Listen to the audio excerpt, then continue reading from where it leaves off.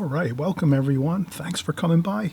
Hey, we're going to have a real great time. We're going to actually create a beautiful shore scene.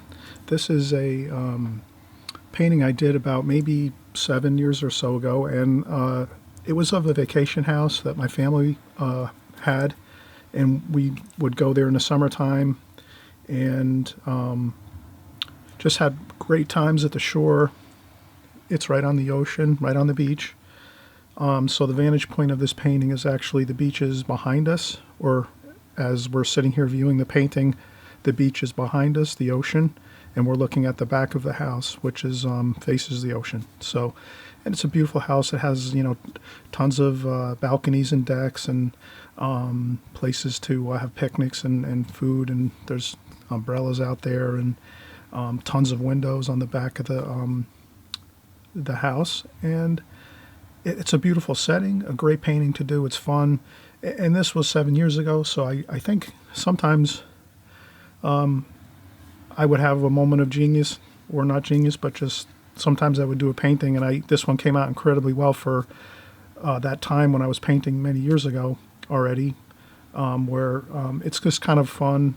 I was having a good time thinking about the shore, family, getting together, times at the beach in the summertime. So it was just like, I think it just had to come out good because you're just thinking about all the fun times, on vacation, whatever. So let's get into it. Let's have that feeling of, if you can bring that emotion of, let's say, a vacation that you might have gone to, or if you spend a weekend, go on a weekend somewhere to do a special visit somewhere to family, friends, or you go to a special location with some friends, whatever it is, if you can kind of tie that emotion into your work at times, let's say not every time we can do that, but it really does help. It creates more of a lively, fun feel to a painting. And that's what I think I had here. So even going back 7 years ago, I somehow captured that. It was like a painting that came out really, it was a lot better than what I was painting at the time. So it just was great, and I decided, let me frame this, and I got excited and put it in a frame. So frame your work too. If you have a painting that comes out really good, get a mat for it, a frame, put it in a frame, and this way you can display it in your house, your place. You can give it as a gift, whatever. But always remember, if you have a painting that comes out really good, definitely frame it, put it in, mat it and frame it, and just get it done quickly, or even bring it, or have someone do it that's handy, or a frame shop, so forth. All right, so let's zoom in, take a look closer here. And so it's kind of simple. It's the house, the back of the house. And I did like a vignette, so it's softened out on the edges. So I didn't paint right out to the borders. I left it purposely soft around the outer edges. As you can see here, like around here, it's all soft and diffused around the outer borders with white paper and just a little bit of wash, some splashes, and I just feathered out the sky wash a little bit into the white paper. So I utilized the watercolor paper here to its fullest. And this was from a photograph, and I think I might have added in the hurricane fence. That might not have been in the photograph. Not sure now. I don't recall if the fence. I think the hurricane fence was there actually in the figures. So a couple small children having a fun time. They're walking along the side here, coming from the beach. They have their towels on and bathing suits, are having a great time. And then we have some other figures on top here on the house. They're having some food or some coffee or tea or some iced tea up on the balcony here with the umbrella, and some other figures looking out at the ocean and the beach. So this is really just a little fun, again, painting we can do. Let's try it. Let's give it a go. This is really simple, basically rectangle shapes for the house, and then a pine tree or two over here, and some bushes, and then just a small bit of the neighboring house here, which was just a the gable end of a roof, and then a chimney area on the side, and some more bushes over here, and then just here some loose washes where the sand is, and the hurricane fence, of course, getting large to small, diminishing as it goes all the way into the distance, and a little more here just for a little bit of balance to it, and some splashing. And so this is let's have a fun time doing this. We'll go step by step. We'll have a lot of fun doing it. We'll kind of go through each step of the way, how to get this accomplished, and as always, you can use this as your subject matter to paint from. So if you hit pause on your video at this point, you can use this. And then if I zoom in like that, you can get more detail.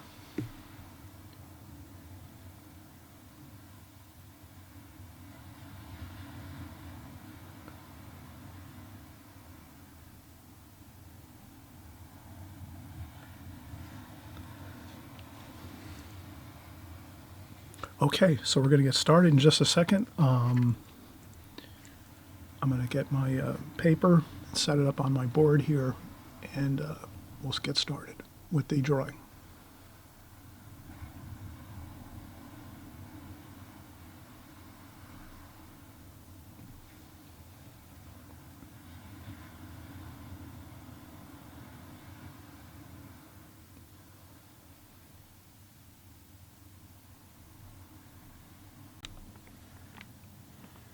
Okay, we're back. We're getting prepped here for our painting, our drawing in our painting. Are you ready? Let's get going.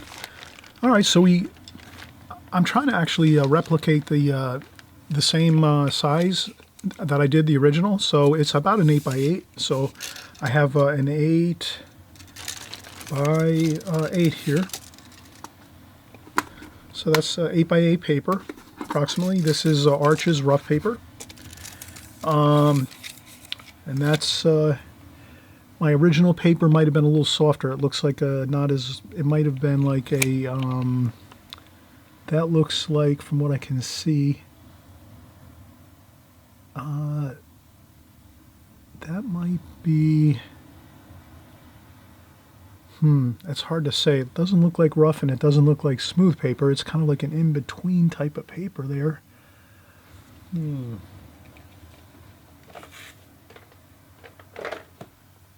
I think it's actually Strathmore watercolor paper. I used Strathmore many years ago. I used that a lot for my watercolor painting, and as well as sketching, everything. I just used to always buy Strathmore because it's really, really good quality. It's not super expensive, but it's not lower end student grade either. It's sort of in between. So that's a good paper I used to use all the time. I still use it now, but not as frequently. And that is, yeah, that looks like Strathmore watercolor paper on the original. So we're using, again, Arches rough paper for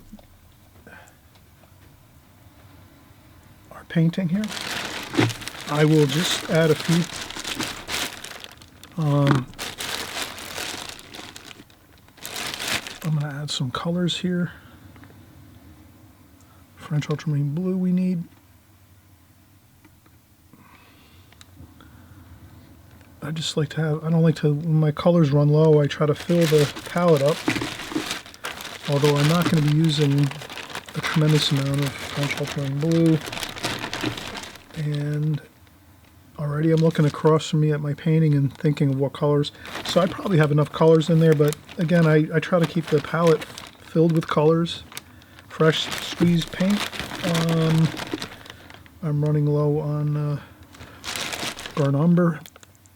So I buy the large tubes on paints that I use a lot of. So like burnt umber, I use a lot of burnt umber, a lot of French ultramarine blue. So I'll buy the large Winsor & Newton tubes.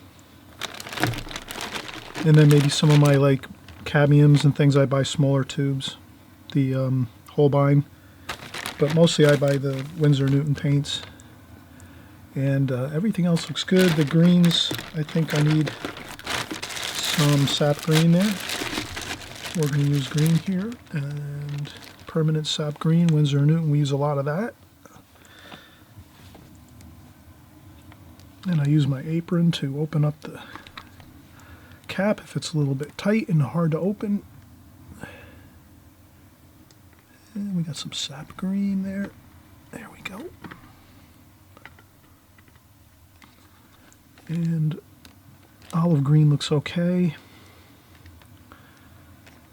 And I think we have everything else pretty good. All right, so we have anything that's really low that we don't have enough of, we add in some paint. And it looks good. I like to keep my paints, all my cool colors in one baggie. So all the colors that I use on a constant basis that are in this palette, I keep maybe all those tubes, my cool colors in that one bag, a hefty bag, Ziploc, and then the other warm colors I keep in the other bag, and that's all the cool, the warm colors, the yellows, the reds, browns,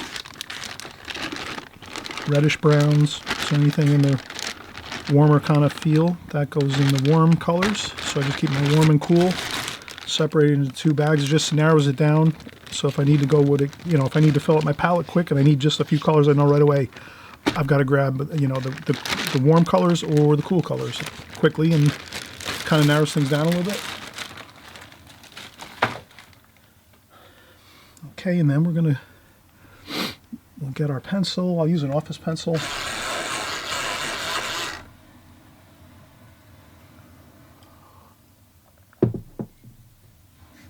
So now for this painting, the first thing we can do is we're going to look at it from the perspective of the layout of the house here, this shore house, beautiful shore house. It's actually in the center of the picture, so it's like centrally located.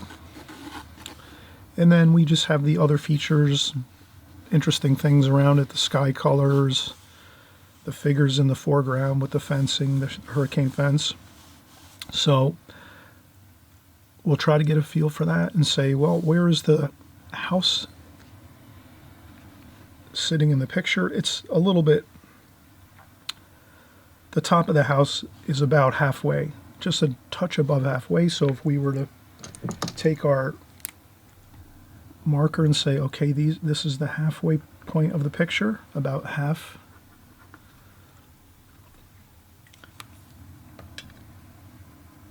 The top of the house is just a little bit above the halfway point, so we'll say about here.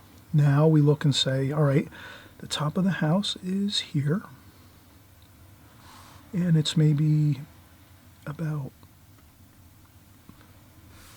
so it's about a third and a third and a third. So if we were to say that the picture is broken into thirds, third, one third, and one third here, equal distances, the house is about 1/3 width on the top.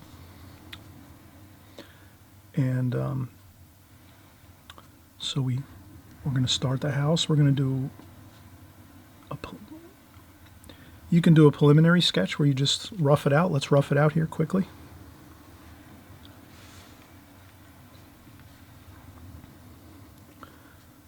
Okay, hopefully we can see this on camera here. So I'm just roughing this out quick. Then we see that the balcony on the lower floor, the first floor, actually the second floor, the balcony on the second floor is here.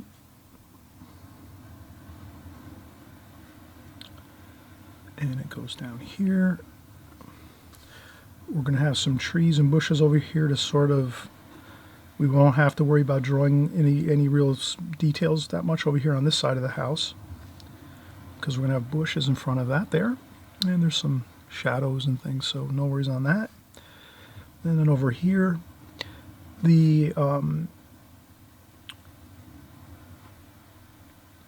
seeing this in 3 dimensions here.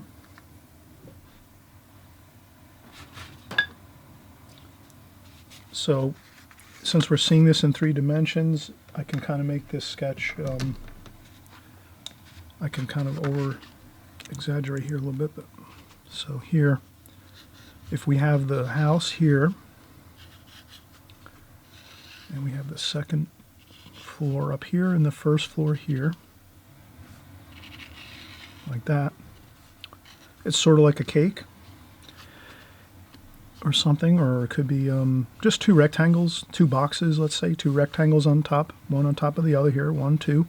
Now here's where we just got a little bit of angles involved. The angle here on this portion of the house is very slight, just like that.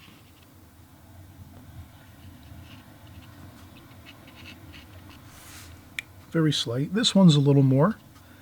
So as we go higher up vertically, you see a little more angle on the walls over here. So that's all you have to really remember on this right side of the house. This other side of the house here, there's no angles. We don't see any angles or that third dimensional feel. It's just really on the right side of the house. And so we want to get this because this does bring a lot of feel into the picture of, you know, the feeling of the house like trailing off into the distance, and you get that, you know, that feel of three-dimensional space in our picture here, in our painting. So just a mild angle on that first floor, and then when we go up to the second floor here, you see more of a steeper angle. And that's sort of how things are when you're seeing them in real life. The higher things are going upward, the steeper the angles become, if that makes sense. So here we're seeing a straight line. As we're going higher up vertically, going up vertically this way, you're seeing a slight angle there, and then as we get a little higher, you're seeing a little more of that angle. So the angle is starting to tip up this way a little bit. That's all. And that's all you have to remember here. You don't want to go too extreme with your angles. If anything, you can make them a little less than what I have them. But if you do, just if anything, just recall adding a little bit of angle to the upper floor. The first floor you can leave almost straight without any angle. A little bit of angle helps. And then this upper one, you just add a little bit of angle. It's not much, you could see. If you kind of view it as like a pie slice maybe or something. So the pie, you know, it's like it gets to be so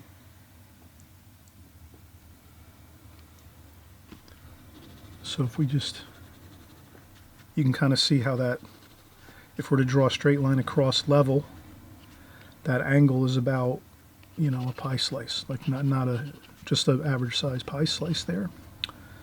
And that that kind of looks pretty good.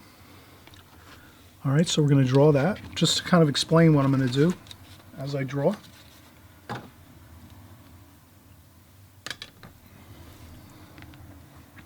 I remember when I did this originally, I erased a lot of times over on this side of the house, and I had a hard time figuring out the angles. So I just do remember that for sure. I'm trying to get this. I was looking at the photograph and looking back and forth, and eventually I just went with pretty much straight across here.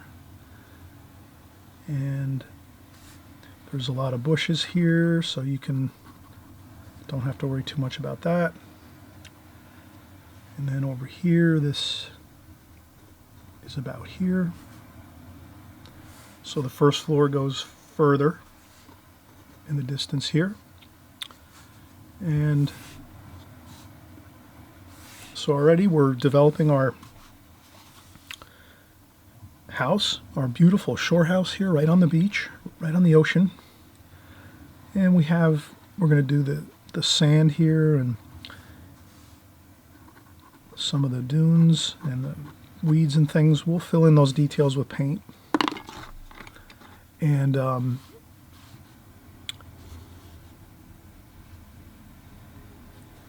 we're going to have the top of the house here with our railings. So this is a rooftop that they can have. Maybe there's a patio up on this rooftop. You can come out and look and sit and look out at the ocean from the top patio. And so we just put in some lines to remember these are the railings. We'll do that with paint too. We're going to paint that stuff in. We're not going to get involved with all this pencil drawing of railings and things like that. It doesn't make sense. We'll show the method of how to get all these railings in quickly and effectively with the watercolor brush, instead of sitting here trying to do a maddening pencil drawing of all the details. That's the thing with watercolor. If you simplify things down, try painting in as much detail as you can. You can't always do that, but it is important if you can remember to try to paint in some details here and there instead of trying to draw them in. So I just put a couple railing hash marks to remember that this is the railing up top. And then here we'll start getting in our windows and doors. So there's some patio sliding doors and windows on the back of this house. So we're going to go with one there. And there's another one on this side over here. So we're looking at the drawing. And if I change it a little bit, don't worry. You can change yours too, your drawing and your painting a little bit here and there. Doesn't have to be exact. And this center section is just a plain wall.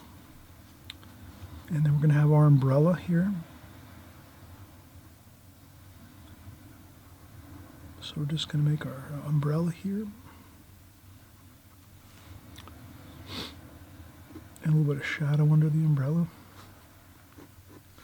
And then there's more railings here, so we're going to do the same thing. We're going to go across all the way. If you want, you can add a ruler to this. You can add a ruler to get your railing a little straight, like that.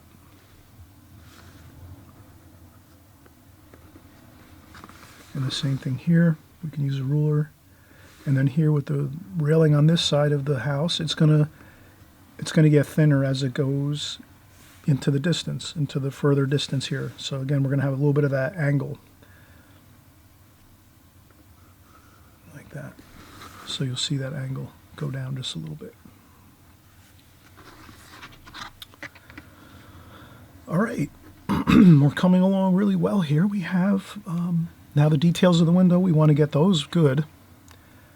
So this is thirds, the window. Third and a third. That gives us our window. The frames of the windows. And then we go across the top of the windows for our top portion of the sliding doors, which are in the center of these window frames. And then you have the eyebrow arches, the soft arches on top.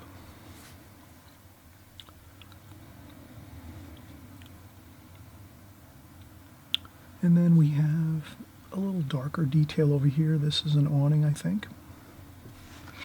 But you don't have to get into serious, tremendous details. We can leave things unfinished until we start painting. This is a column here. This is a post holding up the deck above. That there's okay. So we're just looking around. What can we do? We have our figures over here. I'll put a railing, the top railing I'll put here. So I'll just make this a little more.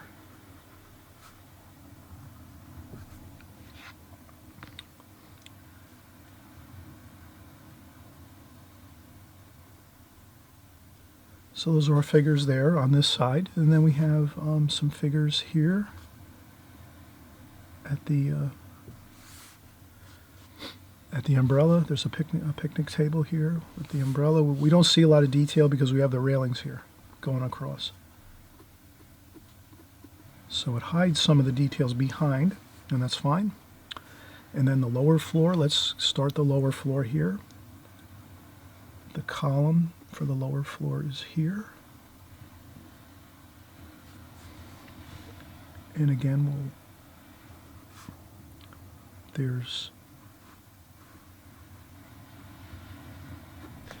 again, you can use a ruler here if you feel comfortable.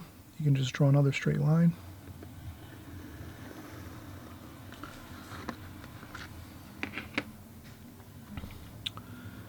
And again, these are some bushes and things over here, some trees.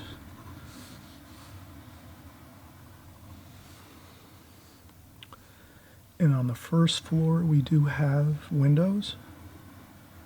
And there's a lot of shade under here, a lot of shadowing. So we don't have to get too involved. We can kind of, I'm going to stick with the picture and use that as my guide. The painting I did previously, and I'm going to use these are some sliding doors and things here. And this is also has railings.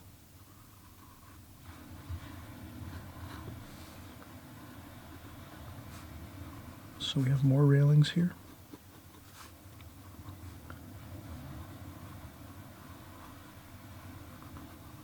And then that's the floor of the first floor, the decking that goes around the house. And then we have some of the house here showing the foundation area, the bottom of the house underneath. There's probably some posts underneath that hold up the porch here, and that is covered with some white siding or wood, some type of facade material. And then here we have the side going this way.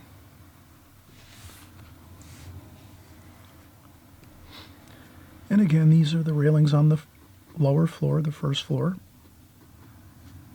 And these are the sliding doors on the first floor. And glass windows.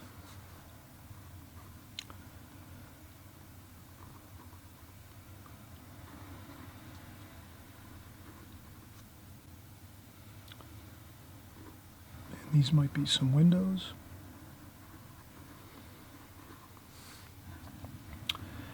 And then some more sliding doors and windows over here.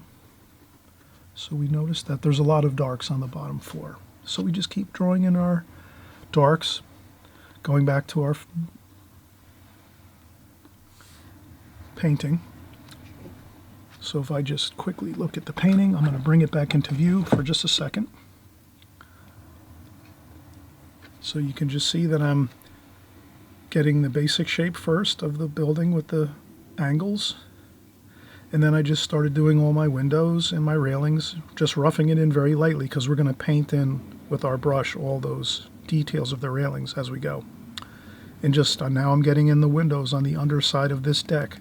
And so we remember that these porches, the balcony up top and the deck down below, are sticking out from the house about whatever 6-8 feet. So you get all that nice, beautiful dark shadowing underneath your balcony here. And then we get some nice feel of three-dimensional excitement on this lower balcony area with the windows and doors down here. And then up here, the gorgeous windows and the, so we have all the details coming together now in our sketch, and we're going to paint most of it with our paints and our brush. We're not going to get too worried about pencil drawing in every detail. If we can just get the basic concept of what we're trying to achieve with our pencil drawing and not getting too overwhelmed with details, that's going to make our painting look great. So let's, I'll set this up across from me again, and we're going to keep continuing on here. So we also have windows over here.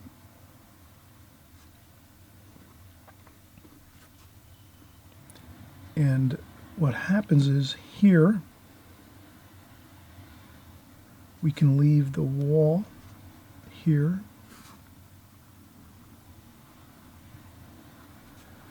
at this point, just like that. This will be a column that holds up the balcony on top here. And this section right here, that can be left for seeing through the lower deck area. So that will be sky back here and trees or whatever it is back here. The street, if there's a street, which there is, there's a street behind this where the parking is and everything for this house. You'll be able to see through this section of the house right here. So the house wall ends here, similar to here. It just is a little further out.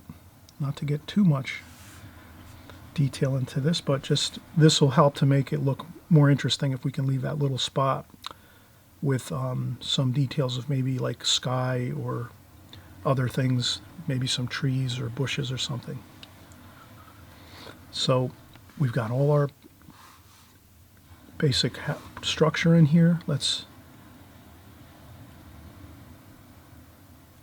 We're going to do some more glass doors here. These are some sliding doors on this side, and we'll just put a couple there.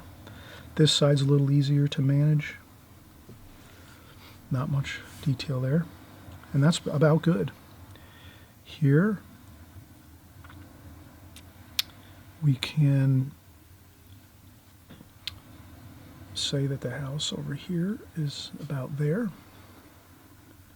We'll do one more window there. And then you can see through here too. This would be looking through to the other side of the house, like the street side. So we might see some sky over here or some bushes, stuff like that. So it's nice to leave some areas you can see through versus blocking it all off. If you can leave some kind of like little areas to see through your structures and your subject matter as you draw, that's all the better. All right, now we see that. Let's take a quick break. We've been drawing now for about 20 minutes.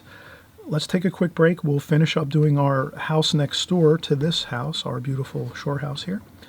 And we'll draw the pine tree over here and some of the fencing, and then I think we'll be ready to paint. So let's take a break. We did a lot of drawing, especially with drawing. It takes a lot of concentration, and so we need to just relax for 10-15 minutes. I have a seat. Since I'm standing right now at my art table, I'm going to go have a seat, have some coffee, watch a little TV for 10-15 minutes, and then I'll come back and we'll start up again. All right. Hey, we're back in business here. We have made good progress. We've got our shore house, our beautiful shore house here, sketched out. You know, we did a contour drawing here, basically, is what we did. We did a contour drawing. We took our time, and we got in all of the major features of the house without going into, incredible details, because we are going to use our brush. So we will use our watercolor brush to paint in fine details like the railings. So we will use our watercolor brush to get all these details in the railings, going all the way along here, and the same thing down here, all like that. So, and then down here too, with our sharp, you need a sharp watercolor brush. Here you can see the point here. So to get these fine details in your watercolor, you are going to need a really good sharp watercolor brush with a good sharp point, a good sharp tip on here, and this is great. My brush here is pretty much new. It's only a year old, and it's a Da Vinci number 5 travel brush. And then we're going to get those details in. We're going to paint negative shape painting. We'll talk about that as we start painting and going into the painting portion of the this video. A perfect time for me to just mention, hey, if you haven't subscribed, please subscribe. We do videos here every week, so you're doing paintings, full-size paintings like this. I also have other videos each week. We're starting to do now more of a working in with our normal routine of doing our regular full-size watercolor paintings. We're working in drawing.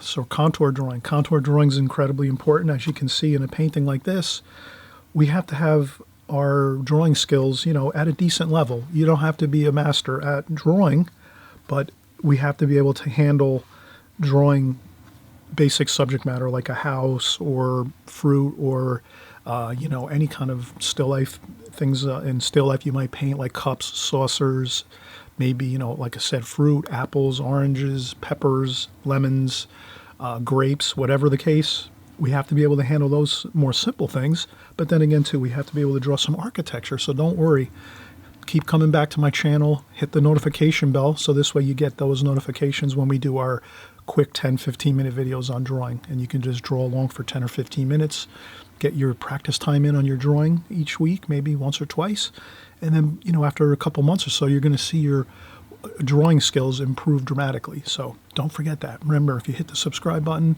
and the notification bell, you're going to get all the videos with the paintings full paintings as well as our drawing videos, our contour drawing videos that we're doing now on more of a frequent basis. So let's get started on finishing up the drawing here. I'll sharpen my pencil here. Okay, again, let's take one more look as we go. What I'll do is I'll zoom in just a little bit here. All right, so now you can see we've drawn the house. We got that big basic shape of the center of our painting completed. Now we're going to draw in the pine trees over here. We're going to draw in just a little small portion of the neighboring house here. It's a stucco house with a chimney. And we'll draw in our foreground figures, two or three children having a great time. They're coming back from the beach. They have their towels and their buckets and wheelbarrows and stuff of toys and things. And we have our hurricane fence here. We're going to draw in that too, very lightly though. We're going to do most of this with the brush with our hurricane fence, so that won't be too difficult to get a handle on as far as our drawing. So most of our drawing is now complete, but we will get some more detail in just so we have a little more pencil lines to work from when we start going in and painting. Okay, so now we'll put this across.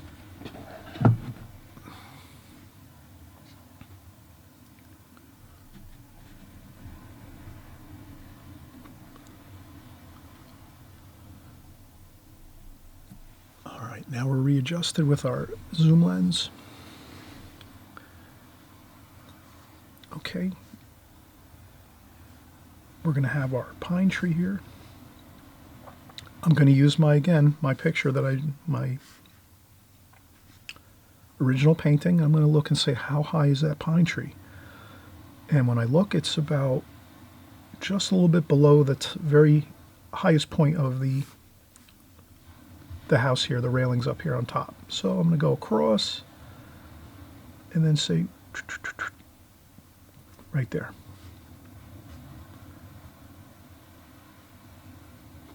And I just very slightly, couple pencil lines to,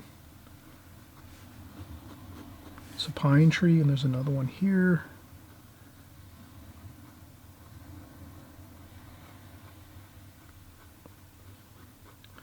And we're going to paint those in, the details. But I just wanted to get those in here.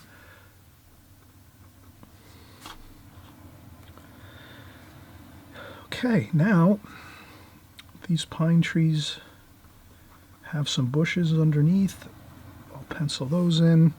And then I say, where's my hurricane fence starting? Well, it starts a little bit lower over here.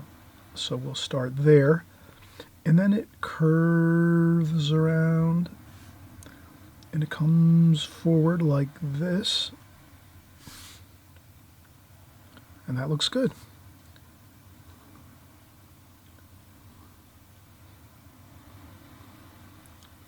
So then we have our hurricane fence slats that are here.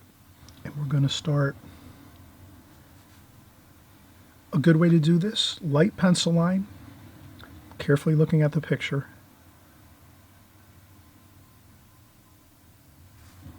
So that we get that diminishing feel of the fence. So I basically funneled it down. If you can imagine, I'll go back again to my drawings here.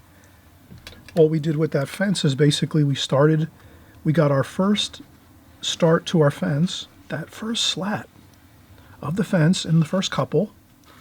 We got it the proper height looking at our painting, our original painting.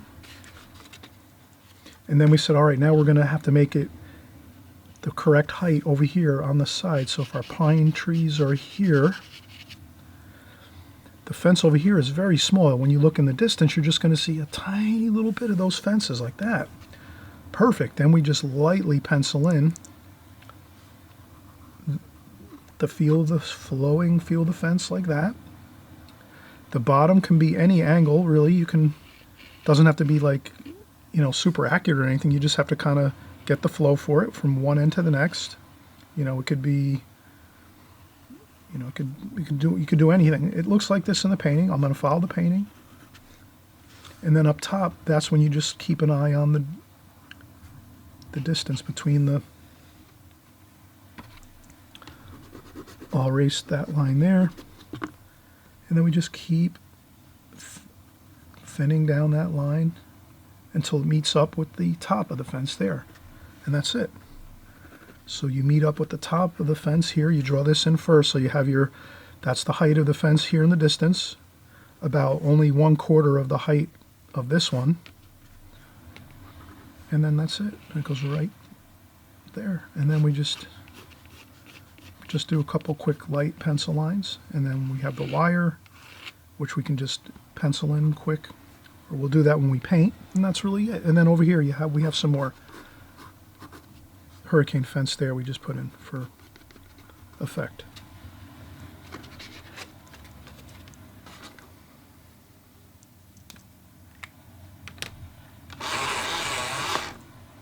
Okay, so now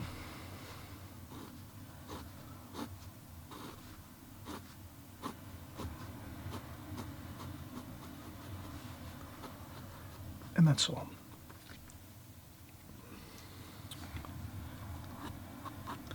And I just want to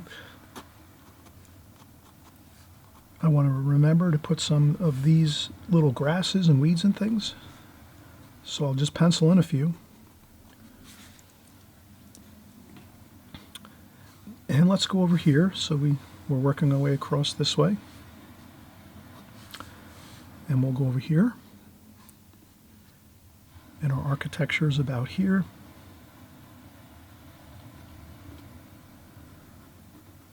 Like that. And that's a house here.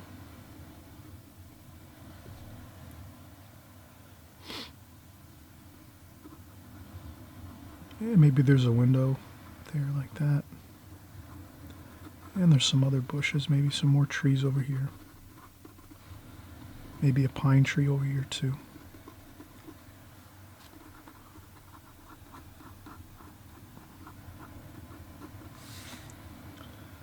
And there's a chimney. Let's do the chimney too as well. And that comes up.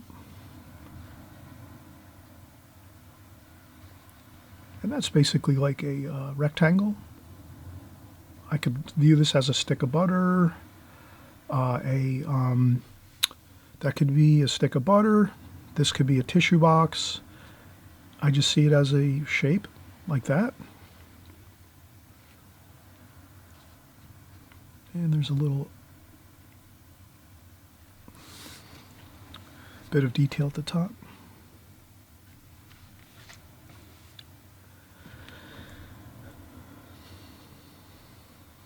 And that's really the main architecture.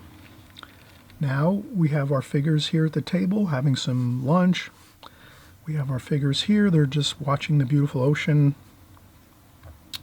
And then we have our two children here. Let's draw them in.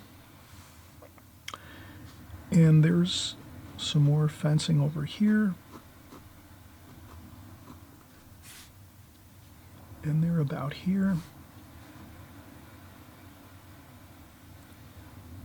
And I'll just make I'm going to paint these in.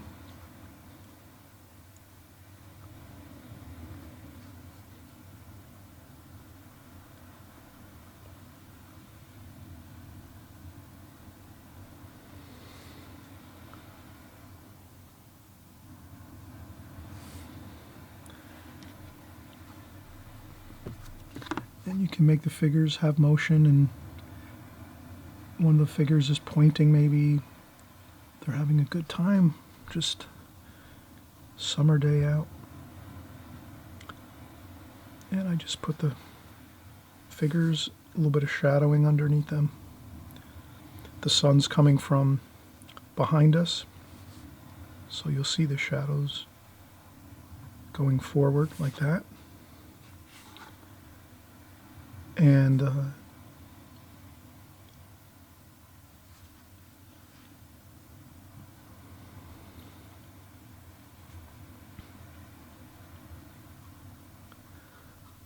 We have another figure here.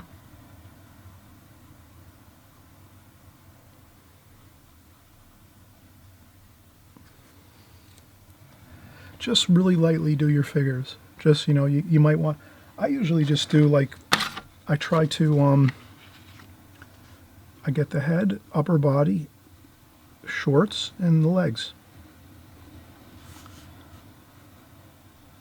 And then when we paint them in, they look fine. Kind of like carrots, you know, we can see them as carrots. You know, shoulders up top, and then the figures slim down at the bottom, and less details in the feet and the legs. You know, you're going to do more of your details on the upper shoulders and the arms, and then the pants and the shorts and whatever for our figures. You know, you can just make them looser, more freer looking. We don't have to get too involved with a lot of details with figures, especially in this type of painting. That's really a fun shore type picture. You know, we're just going to get some approximate figures in, nothing nothing too you know, intense with details. Okay, so now we have our figures in, and we're going to go across and do our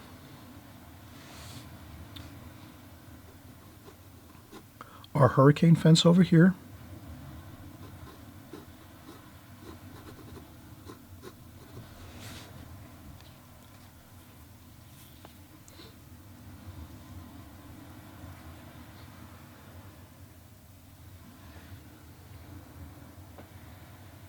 And the only thing I noticed was this hurricane fence is a little bit high. So I'm going to trim down the fence a little bit.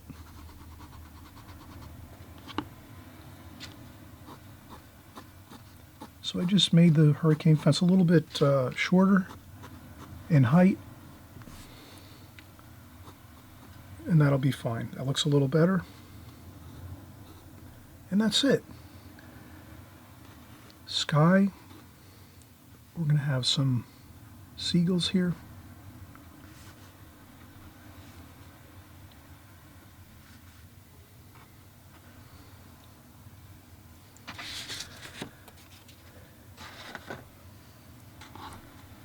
And we're we're ready to paint, pretty much. A little bit of lines for the lay of the land here. We're going to have some bushes here.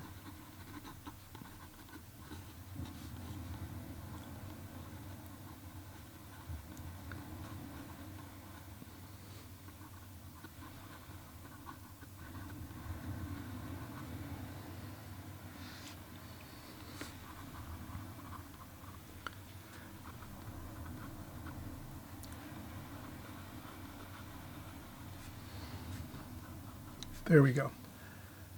So I just wanted to get in some other details with my pencil, just to know I want to put a couple trees here, some bushes over here, bushes here, grass and weeds over here, and then a little bit of my brush strokes are going to be like the lay of the land, the sand dune coming down this way. So I'll use that directional line of my pencil line just to remember to do the brush work like this, so that you get that feel for the brushwork in the sand.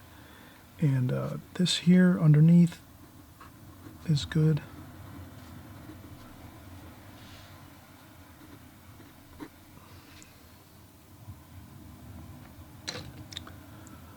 All right, let's take another break. Breaks are great.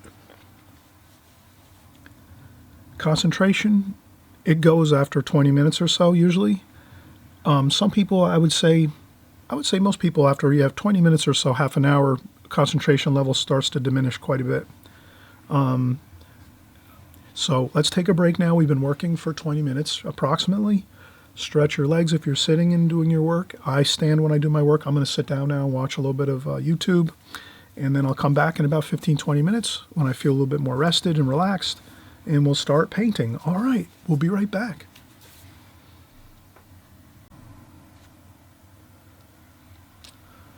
All right, we are set. We have our paints ready to go. our brush ready to go. I'm going to pour some water here. We have fresh, clean water.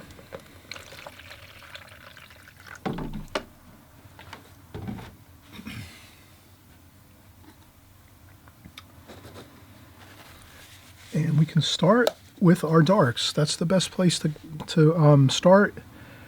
Using darks is really an effective way to start your watercolor painting. Now this one we know has plenty of darks. So I'm going to use French ultramarine blue, burnt umber mixed in that, maybe a little bit of purple, and we can use that for our darks here. We could start under here. There's quite a bit of shadowing underneath the balcony on the second floor. And what I'll do is I'll put in some umber, raw umber, maybe a little bit of alizarin crimson, and we'll just want to, with our darks, we'll try to add in some warm colors too, besides those darker cool colors.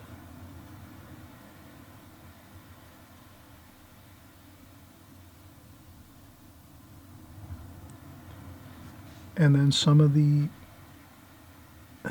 areas are going to, in shadow, will catch some light where the frames of the windows are. So you'll see some of those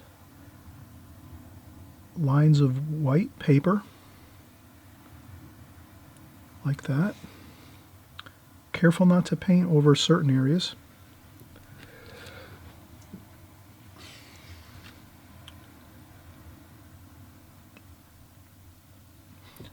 A good way to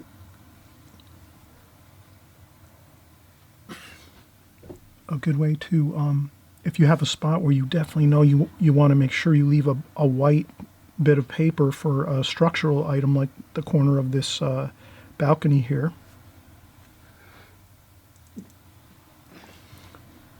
When we're drawing, we can add in some shading like this. And then on this side too.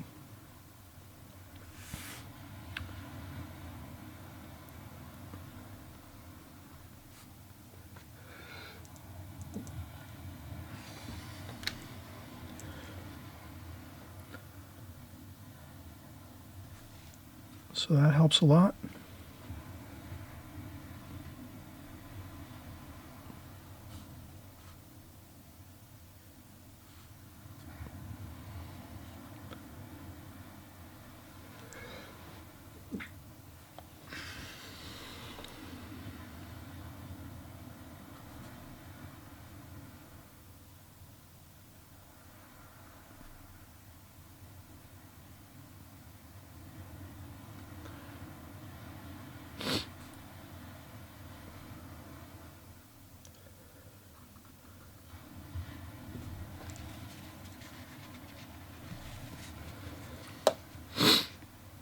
And I just lifted up a little bit of paint with the tissue.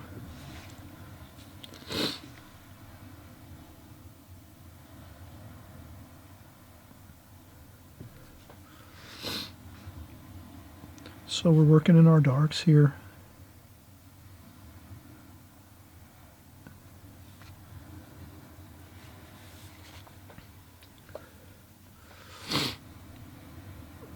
And we have some burnt umber and French ultramarine blue again with some purple.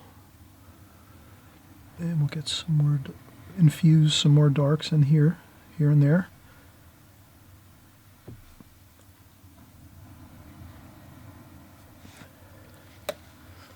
That makes it look more interesting. And then some of those warm colors too. And we will paint this lower section that yellowy color, that nice lemony yellow siding that this house is cladded with. So we have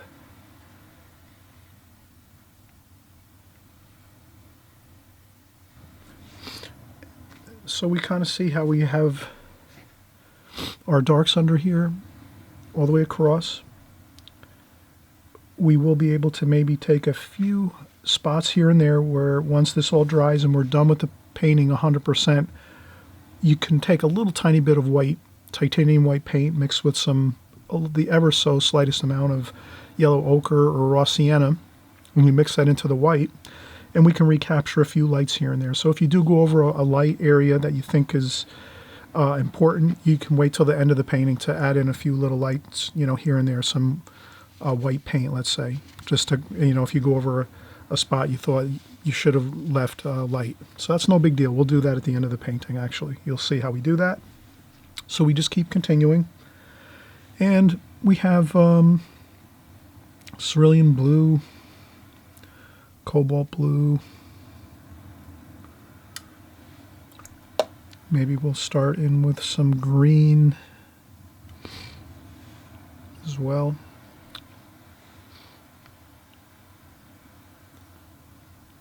And again, this is the sunlight in the sky is up here in the windows. So some of the window sections will be dark.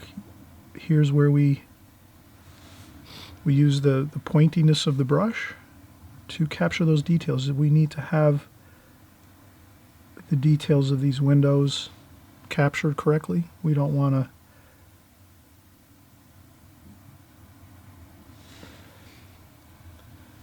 so I just take my brush and make sure it's got that sharp point there. And then we go in and get the shapes correct, like that. And some lighter for this window up here, some lighter blue, some green, blue and greens, and I say let's mix up lots of color, use lots of variation of color. I mix up you can see how I mix up some different colors in different areas of my palette. So we had cerulean blue, a little bit of green over here, purple in the darks over here. You can infuse a few darks too.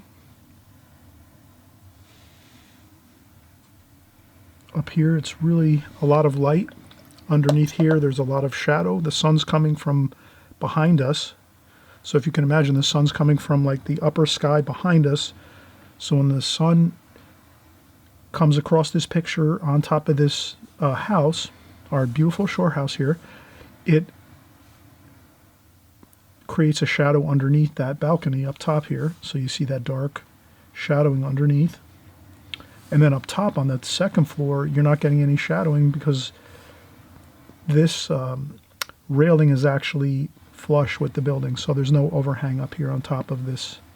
There's nothing, protruding out from the house above this second floor balcony. So this is all getting sunlight here, and you can see that the sun is just striking the windows with brightness, and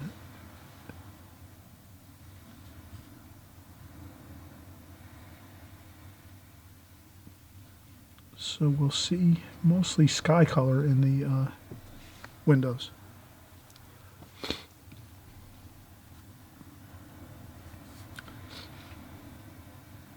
And then for the railings, we can go with a little bit of a darker. And that's when we can do some railings here like this.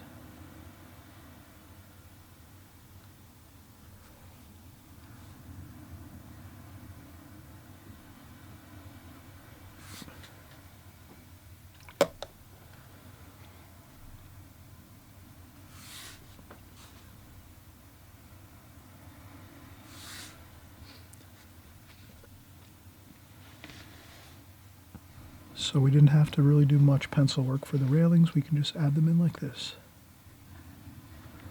And we can just a couple here and there. Change the colors of them. Some light, some dark, some warmer, some cooler.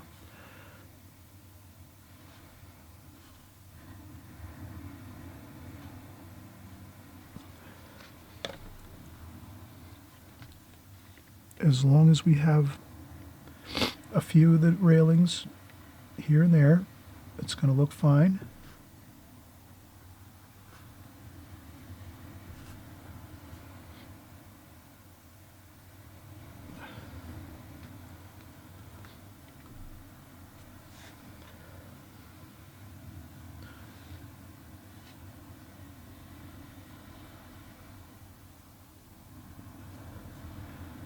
And then I'll add in the sliding doors and the windows straight down through. And then we can do, again, we can use some white paint if we had to. If you feel you need to, you can add some white paint. Once the painting's all 100% complete, then you can step back and look at it and say, should I add any more details? Or is it looking good the way it is? It might look good and you won't need to add anything.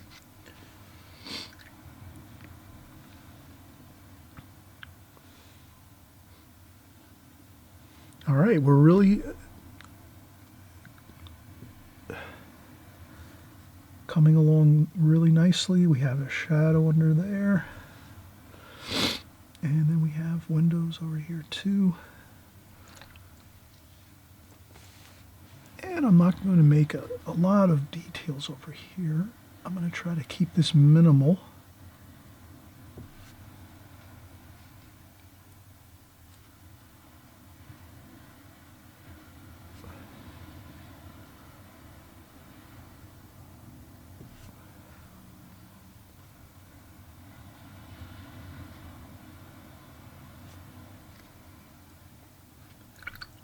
That looks pretty good. All right, you know what? Let's take a break. You know what? We did a lot of focused energy here getting these washes in, and it took a lot of patience and careful painting. So let's take another quick break. We might have been working 15, 20 minutes. And I think that's a perfect time to take a quick break. I'm going to clean up my palette a little bit, and then we'll be right back. I'll change out the water too. Hey, just to mention, hey, if you haven't subscribed, please hit that subscribe button. I'm gonna come in to, give you a call and make sure you're doing your subscriptions here to my channel. You want to make sure you have all these great watercolors coming to your own YouTube site every week. So every week we do videos on watercolors. We do videos on drawing. We do every type of subject matter. We do beautiful shore scenes like this. We do seascapes, landscapes, cityscapes, all kinds of subject matter. We do still life, flowers. So we cover everything here on this channel. So don't forget to subscribe. You're just going to miss out if you don't subscribe. If you hit the notification bell next to the subscribe button, then that's just as well. You'll be notified, and then you can check out the video quick if you like it. You can watch it and work on it at your leisure. Or if you're not so keen on that painting or that video, you can just wait till the next week. Or you can go back in my archives. I have hundreds of videos in my archives too. You can always go back to and watch. Okay? All right, we'll be right back. We're just going to take a quick break. Welcome back. Welcome back. We're getting started again here. So let's have some more fun. We have our brushes, our water. I just got some fresh, clean water. I'm going to take some paper towels and just dip the paper towel in some water. Then I just wipe up the palette, and I make sure to get up all the paint and water too. You don't want to leave any puddles of water in your palette. That will actually water down your paint. You don't want that. Many times when you see me paint, you'll notice I use fresh squeezed tube paint right out of the tube, and then right out of the palette right out of the wells and into the palette with very little water. So to get these darks, you don't want much water at all. You just want really straight paint. I've been using just straight paint here with a touch of water, in certain spots, but mostly it's... So we use some raw umber, some green, sap green, darks. We're going to go back in with darks, French ultramarine blue, burnt umber, French ultramarine blue, a little bit of purple, which is ultramarine violet, Winsor Newton brand, the best there is, I find, for purple. That's my favorite violet color. Ultramarine Violet by Winsor Newton. And we have Burnt Umber. So we have some good darks there. And then Cerulean Blue, Cobalt Blue.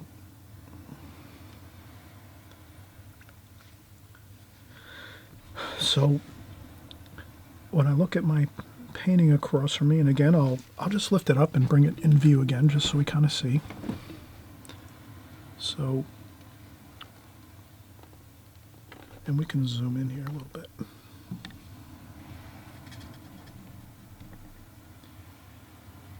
So you can see I was really focusing on all the darks. That's what I wanted to get in first. That's my main priority when I'm doing a painting like this. The darks are easy because there's not much variation in darks as far as the tonal value. Like, you know what I mean? The light and darkness of it is pretty much consistent. And then I just, I mix it up and add some, warm and cool colors within those darks. But for the most part, the color itself that I'm painting in is mostly comprised of the darkest dark paints that I'm using, which would be French ultramarine blue and burnt umber. And then I add in some purple, and then I add in, of course, some warmer colors, maybe a little bit of touch of red, touch of like umbers, just to give it a variation. But you'll see it's very, very dark. So those are easy to see when you're painting. So if you're working from this painting,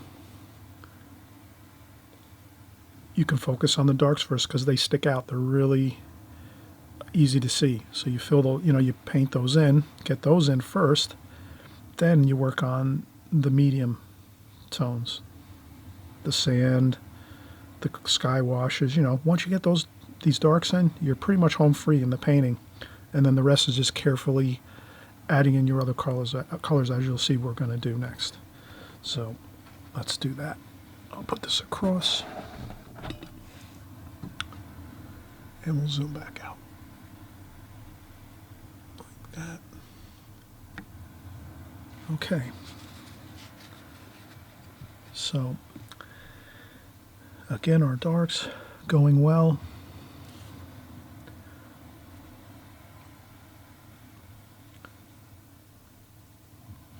There's some greens over here.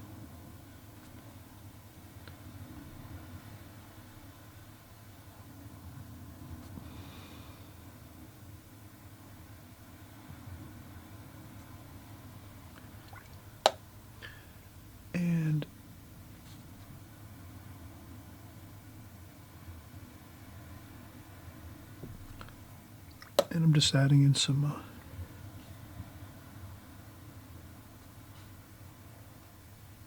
greens.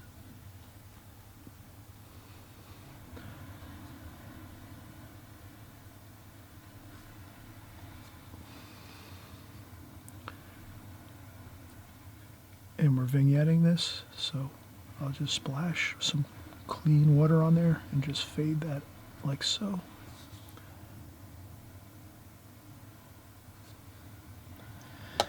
All right, now we have a interesting color. This is burnt sienna and some yellow ochre type of color. Maybe some raw sienna.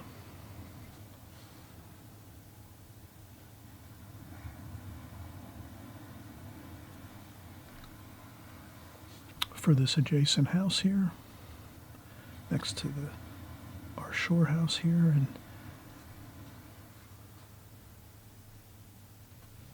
I like to infuse some colors as I go, warm and cool, make it look interesting.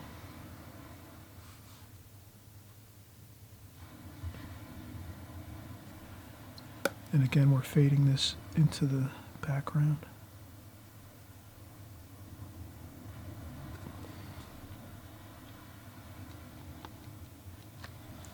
Okay, good. We're vignetting this.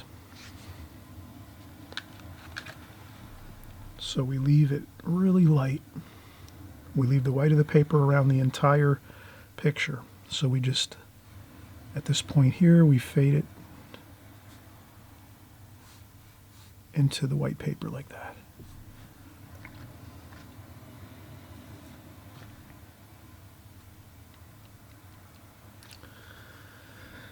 And we can continue with this. This is the chimney here. This is the bright part of the chimney. That's the sunlight is here. And then on this side of the chimney, there's more.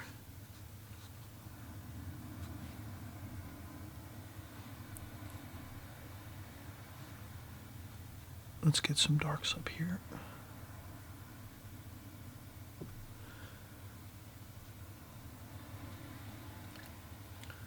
And on this side, we have purple, burnt umber, French ultramarine blue.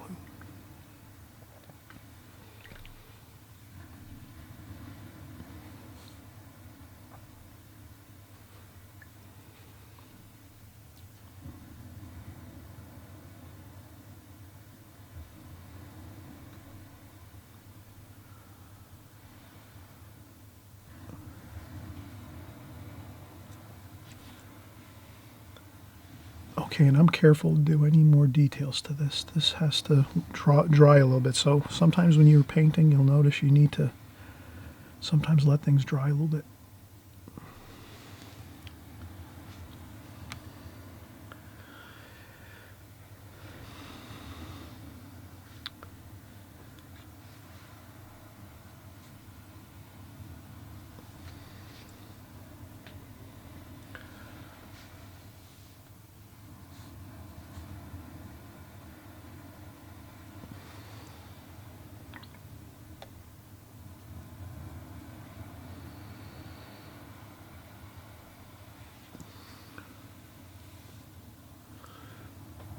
Okay, now I want to remember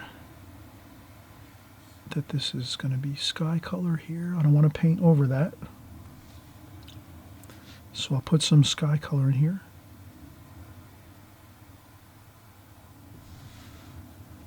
And on the other side of this post over here,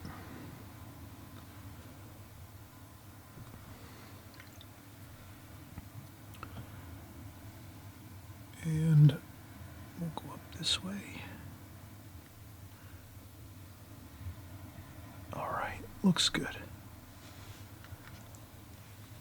And since we're doing that, let's do the same thing over here. We said we wanted to leave this over here sky color. So let's get some sky color over here going.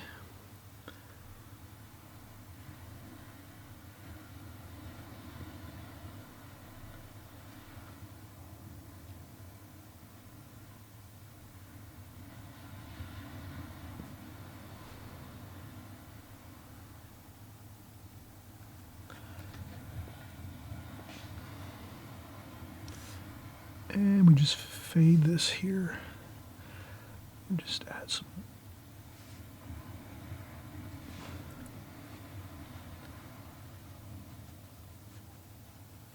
There we go. And you let your brush dance around on the page, on the paper, with your washes. Have fun with this. That's the whole key here, is we're just having fun.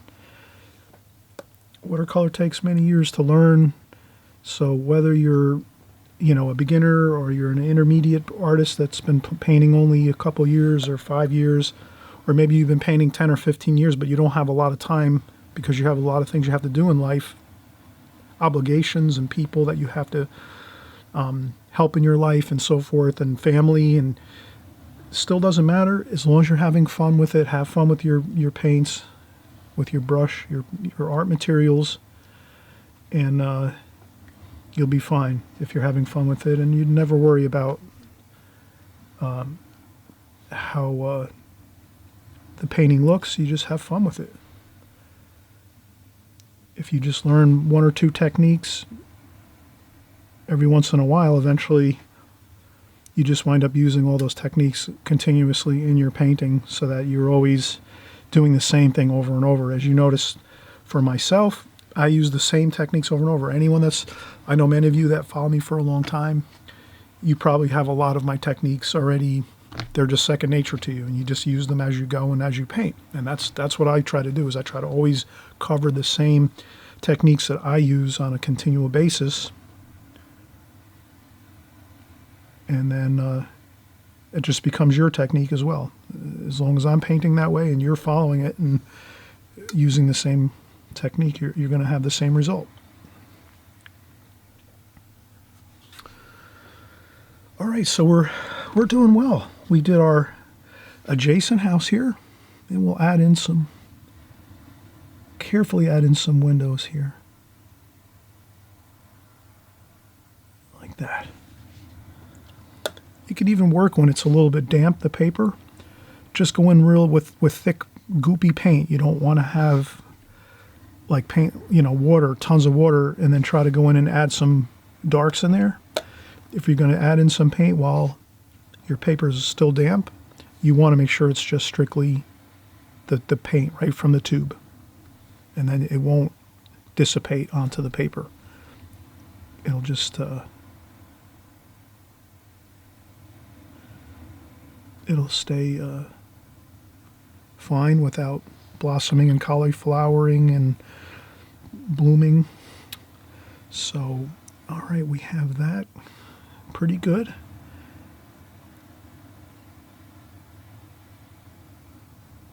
All right, so we've done a lot so far. Let's take another break. We've been working for 10-15 minutes. Maybe let's do a few more things here. Let's start working some more of our bushes and weeds and things over here. Raw umber, sap green, a little splashing.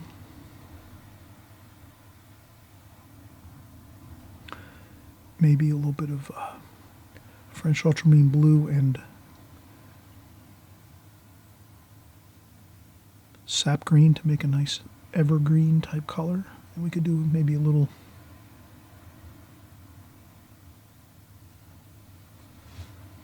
evergreen here. And while this is a little bit damp, the paper over here, let's do a little bit of the evergreen color over here too. So we just mixed up some sap green, French ultramarine blue, evergreen color, our nice beautiful pine trees and colors like that.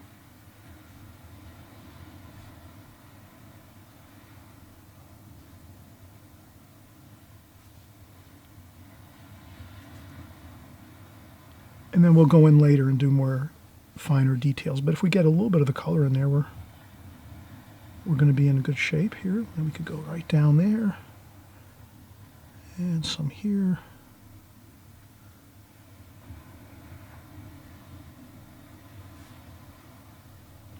And flick on some paint. Do a little finger painting there. Then we can use some of our lighter greens there.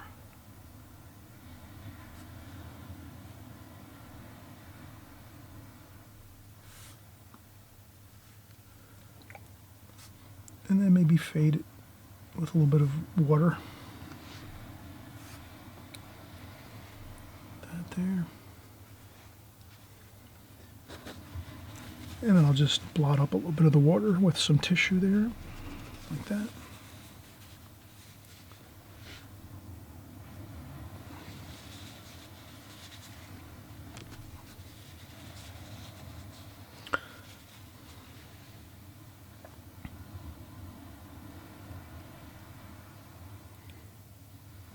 And some more darks over here.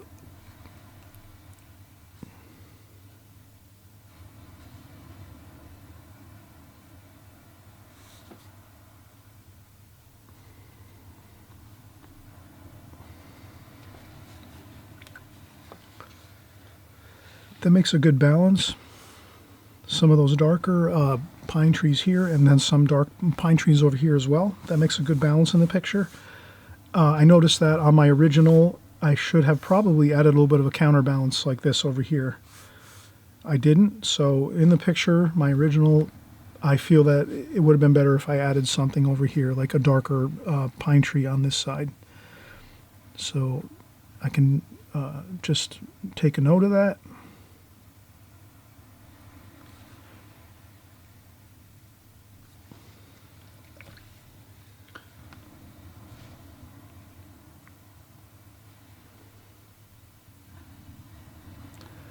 Now we'll start working in some brighter greens, cadmium yellow, lemon yellow.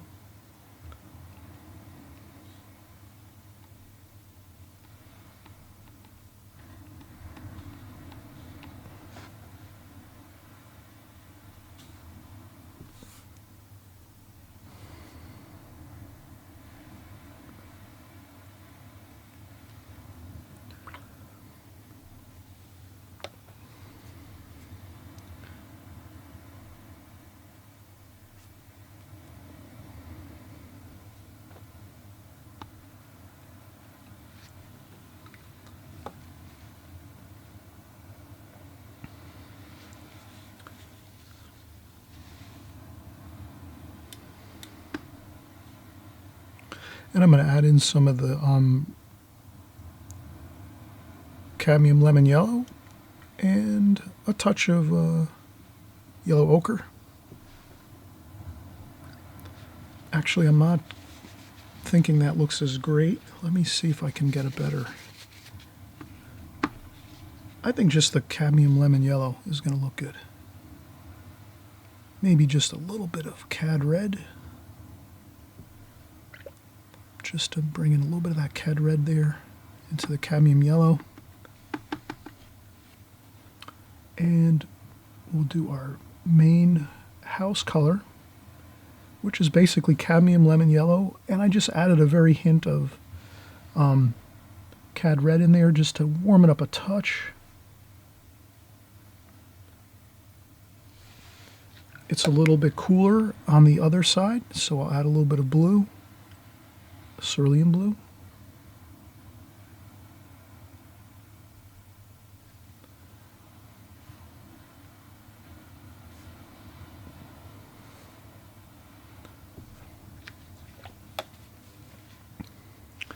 And this is in the sunlight over here. So I'll just dampen my brush.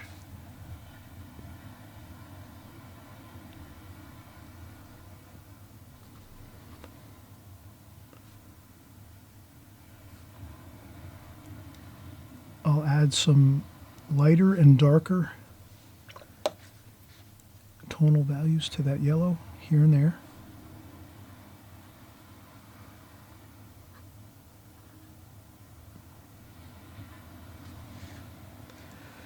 And we'll do the same under here. We just try to remember what was, we look back at the picture and say, all right, what is the walls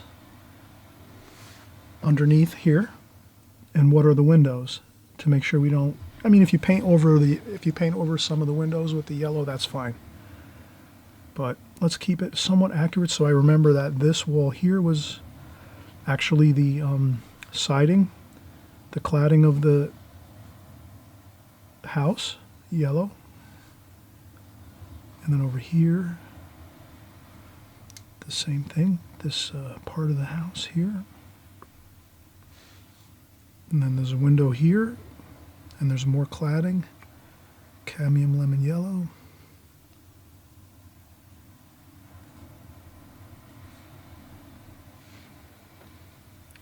And then here as well.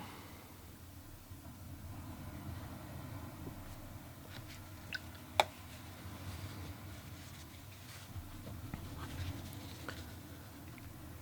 little bit of blue.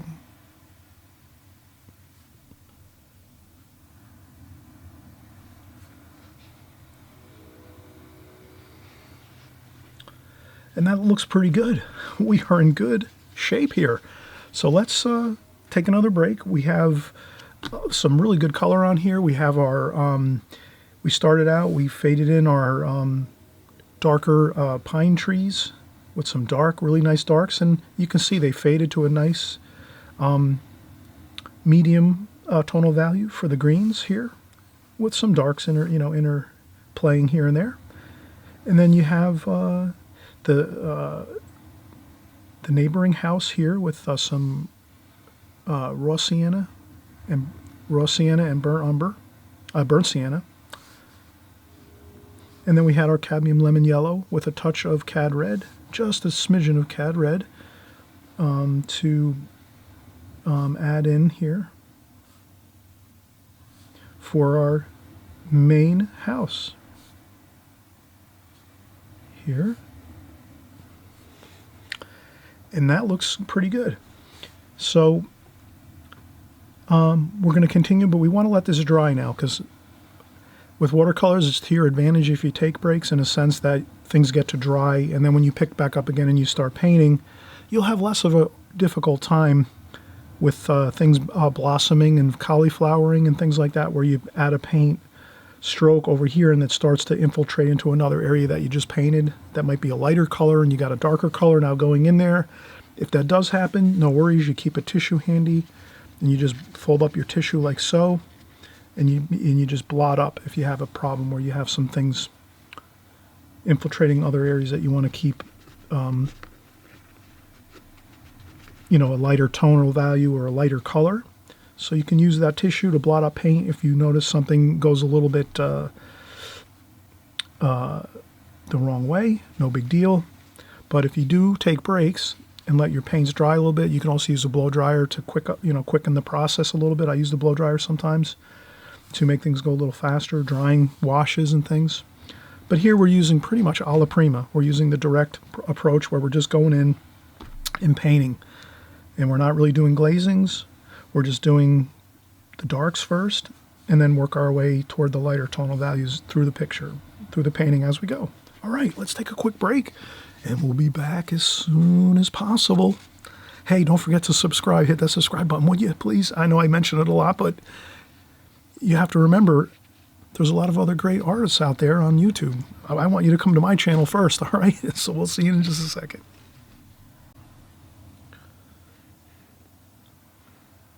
All right, we're back again. We're painting. We're having a great time here. We're thinking of the shore, the ocean, the breezes, the seagulls flying around, squawking, the wind, the sand. Let's feel that feeling of being at the shore, at the beach, seeing the ocean. If we can just think of those thoughts as we're painting, before we start painting, and while we're painting, if we take a break and we just think right before we go back. So that's what I was doing just now. Right before I'm coming back to paint, I was just thinking about my vacations at the shore, how much fun it is, the great feelings, the just good times, and it kind of just makes me in a good mood. So let's get into a good mood. We'll get back into it here, and we're actually doing quite well here. We have mostly the main portion of the painting completed. We have a lot of the house here completed, and the neighboring house and the trees and things. So we're really, this is really coming along fine. So the next thing we'd like to do is probably, let's work the upper portion. Let's do some of the sky. We can also shift to a larger brush, maybe for the sky. So I'm going to go with a 6 Raphael brush. And I like this cerulean blue for the sky color, and there's a little bit of I put a little bit of in the original, I put a little bit of the cadmium yellow in the sky color too, just to sort of blend that color into other areas of the painting, even though you might not see cadmium yellow in the sky.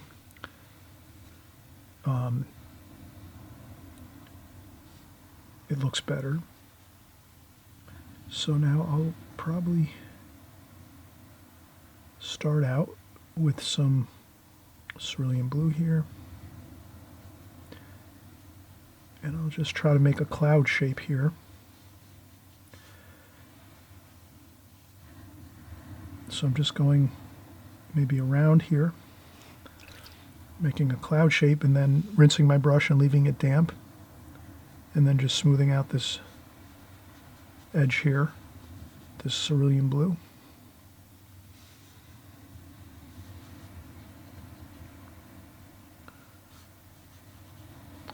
And then I'll take some more of that cerulean blue. And I'm trying to paint along the top of that railing here on the top of the house. Sort of like an observation deck kind of thing.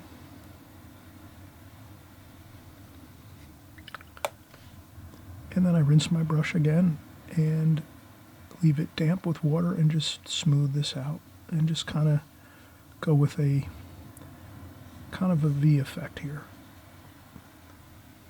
And then a little bit of that green.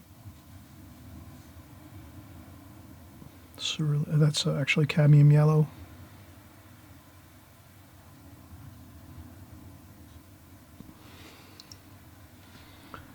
And then we could go with some purple and burnt umber for some shadowing in the clouds here. And again, I rinse the brush off and add water to it. Not a lot. I try to tap off some of the water.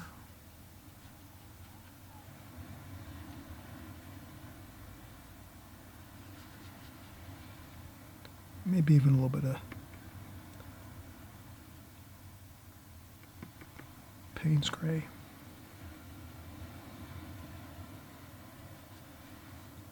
For that cloudy feel. Payne's Gray in the cloud a little bit there.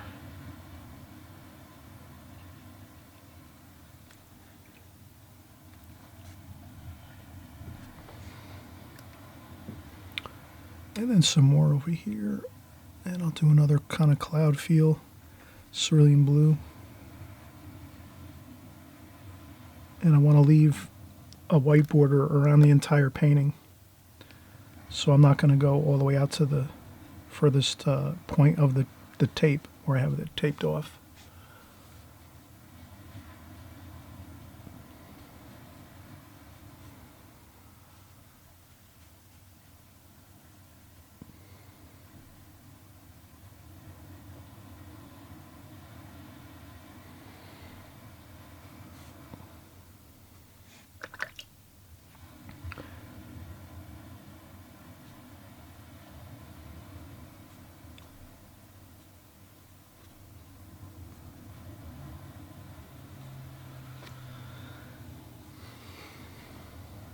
All right, and some more of that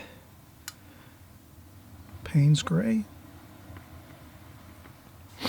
And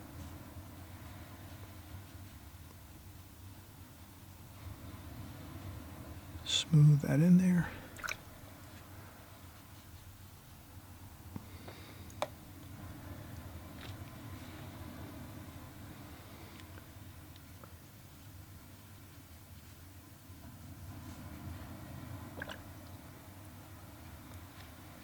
And I could just lift up a little bit with tissue here if I go over the... I want to try to keep that border again of white paper.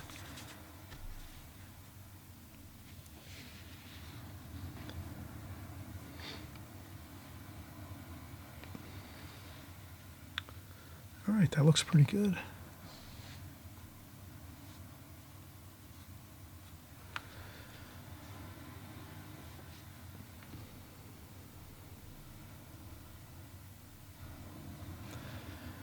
Now we can take our brush, our number 5 Da Vinci, with the cerulean blue. I dry off a little bit on the tissue, and we could do some railings here. And what's good is you do every once in a while along this line here. Not every location like that. Same here. Then we go in and get a different color, some of that burnt umber, French ultramarine blue, a little darker, a little bit of the purple. Dry off the brush just a touch, and then we can do a few more. And this is a good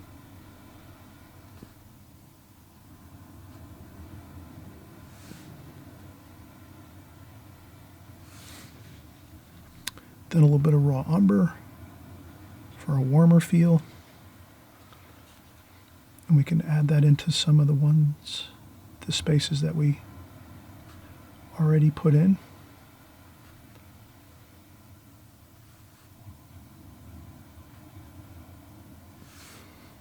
Then we can do our railing like that.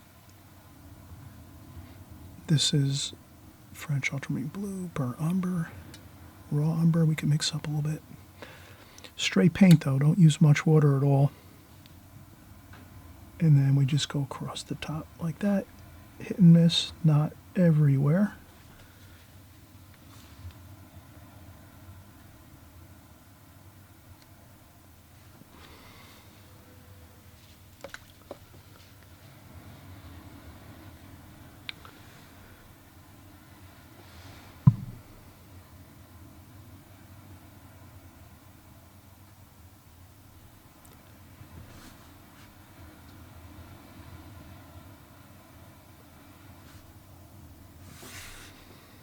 That looks pretty good. And a little more detail under here. There might be a little bit of a shadow under here where this top is to the building, so it looks good. Hit and miss a little bit, not straight across all the way. Leave some gaps in the line, and that's looking fine. So we pretty much have the entire top of the picture good. We could do our seagulls here. We can hear them chirping and squawking.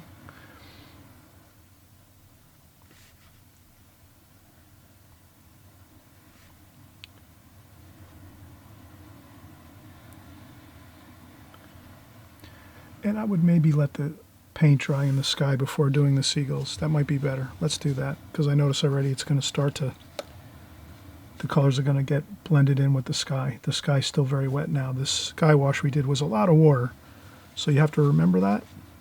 If you go in and do a sky wash, there's going to be a lot of water on the paper. That takes like 20 minutes or half an hour to dry, so we won't go back in to do any more of the seagull details until later. Same thing with the trees over here. Let's leave any details in the sky areas just completely, we got to wait till that dries like 100%. Now we'll do our umbrella here.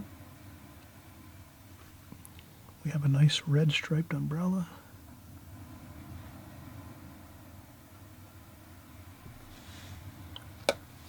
And then we have a shadow under it with some purple and burnt umber and French ultramarine blue. Let's get that shadow under there.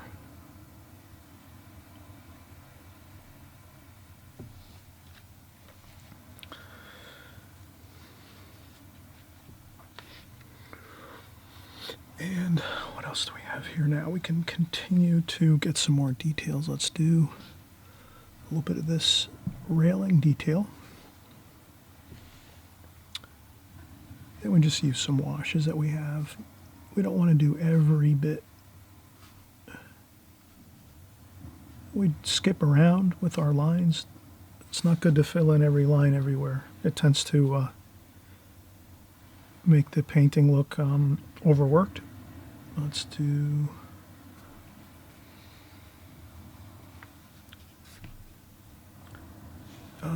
some more over here. Okay, so now we're doing some lower windows. Let's do some green in there too.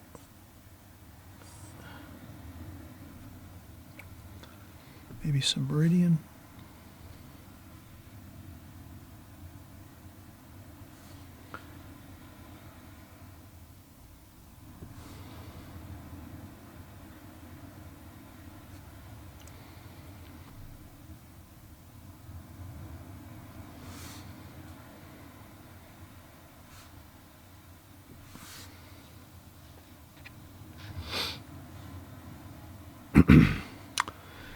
Let's see here.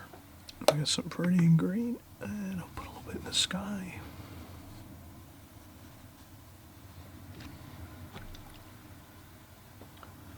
I hope everyone's enjoying this. This is fun. We've done a lot of work so far, and we're getting in our windows now on that first floor. We can mix around. Let's do that.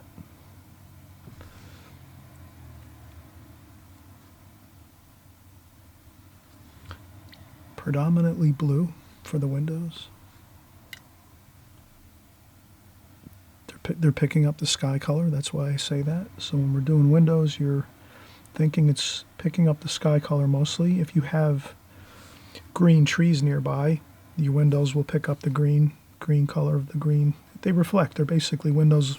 A lot of times mirror the surroundings. So if you have tons of trees, you'll find that your windows will reflect that with green. If you have a lot of sky, that will reflect into the windows, the blue color. All right, so now we have the second or the first floor completed here. Let's do some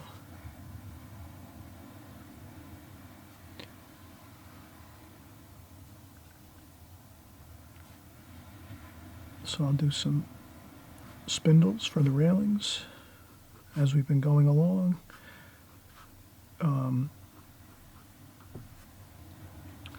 We try to mix up the colors on the railings a little bit. Blue, we could do some blue here and there.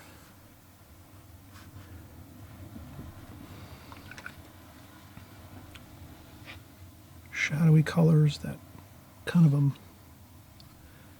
maybe a little bit of purple and brown and French ultramarine blue, kind of like a grayish purple. That looks good. Then we can go underneath the top rail of the railings with some shadowy colors here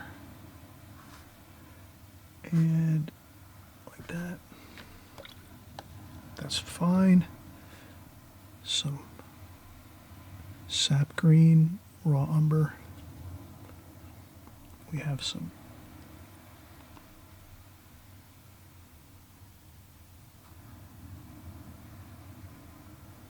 bushes here along the sand dune here, so that's a little bit of shadowing there.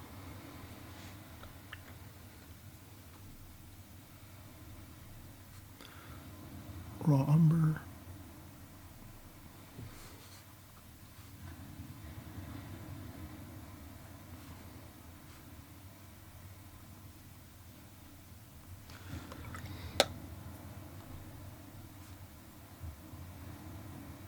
Okay, and we're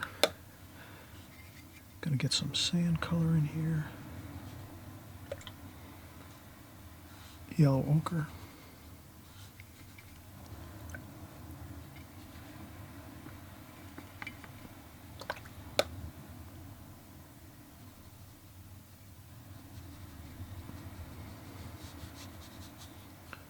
There we go. Some sand color, some splashing. I just take the sand color and splash like that, get some speckles of paint on the sand to give it that feel.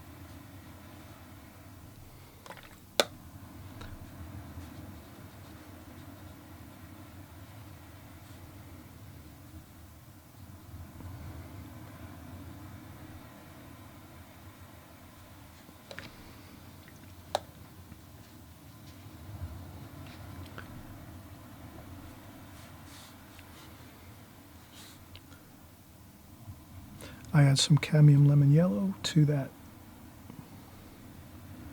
these bushes over here. I think that looks good to add that kind of bright green feel to it.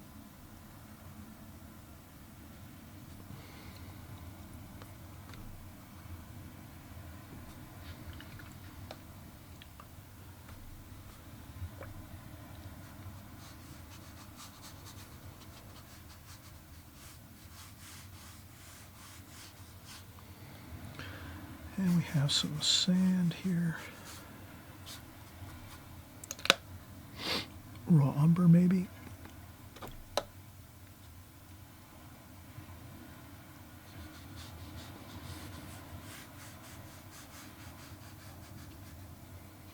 And I'm just trying to get some like angles with my brush like this, to sort of lead the eye into the picture like this. like that. Over here, I'm trying to keep the picture vignetted, so I want to lift up some of that.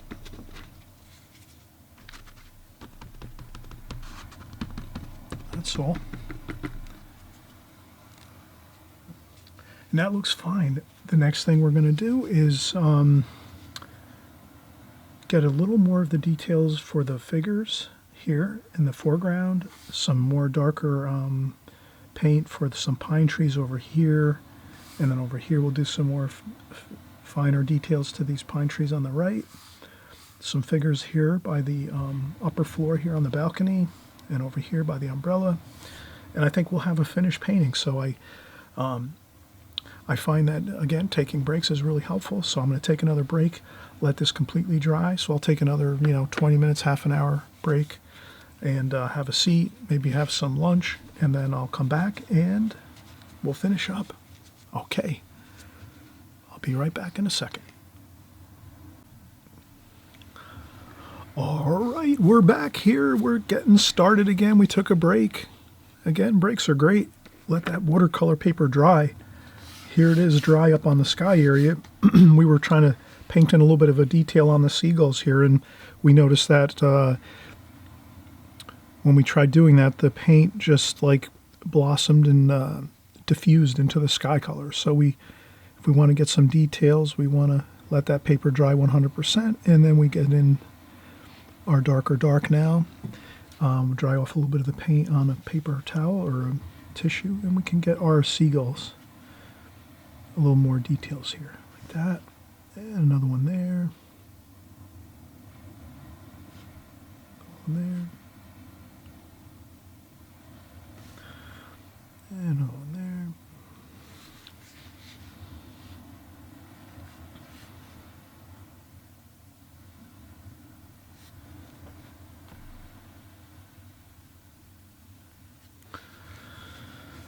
All right, so we have a couple seagulls now. We just added a little bit of dark tonal value to those. Some French ultramarine blue and burnt umber, just to make them a little more, exciting. And we're going to go in with a little bit of purple. Let's interrupt this this line here. I noticed when I was coming back looking at the painting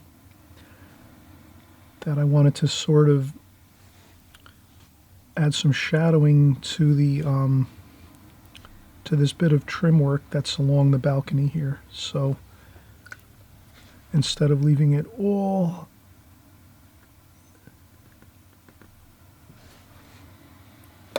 completely white paper, I just add a little bit of shadowing to it, just a touch. And there's a little more shadowing too here in that section over there, and then here.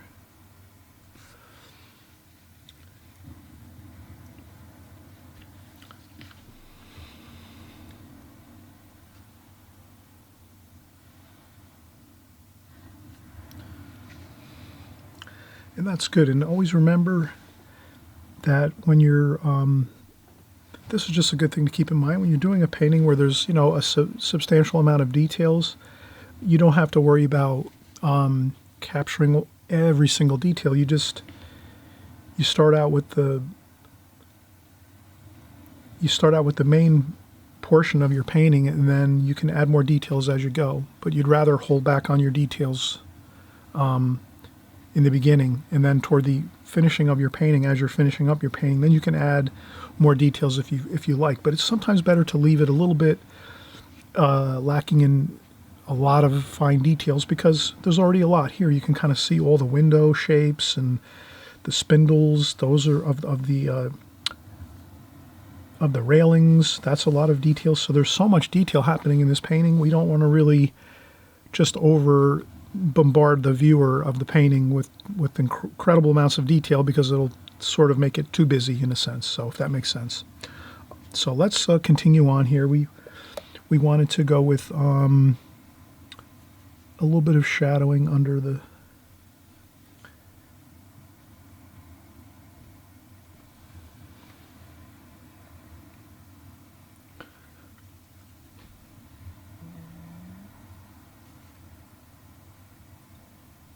So here we're putting shadowing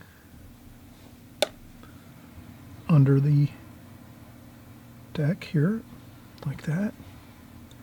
And that follows the dark shadows we painted in the beginning.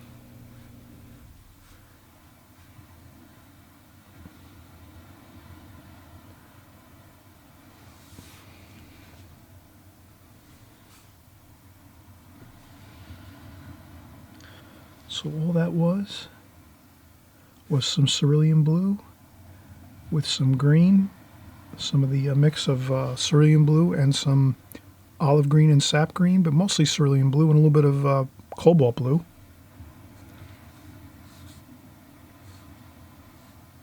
And I add just a touch of warm colors into that shadow too. We could also add some cadmium red to make it more exciting. That cadmium red in there looks good to the shadowing. Brings like that warmth. It's hot, it's sunny, it's summertime.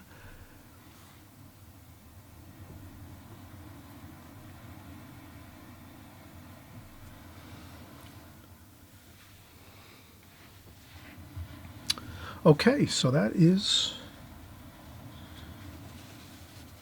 looks good. We can add some larger shadowing effects here. So what I'm going to do is, instead of leaving a lot white paper, I'm going to add the blue sky color here and there to try to minimize that.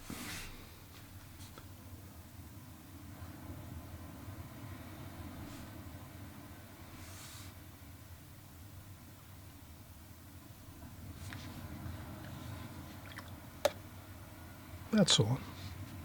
A little bit of blue, cerulean blue wash to minimize that white paper.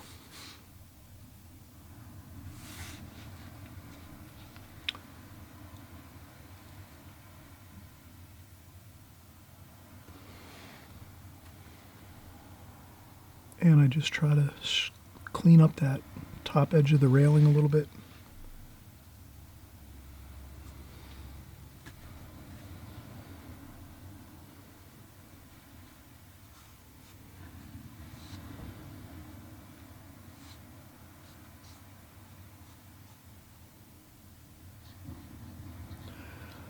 And I just try to make a little of my own creation here of some lines from the top of the house outward into the sky, just to make it look a little more interesting than just what's there.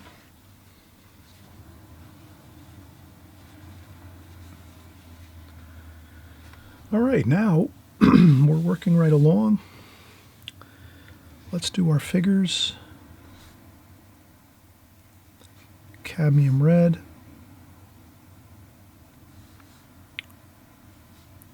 Burnt sienna. And some yellow ochre for flesh colors.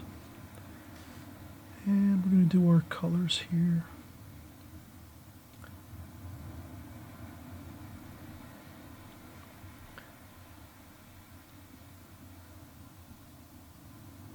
There we go.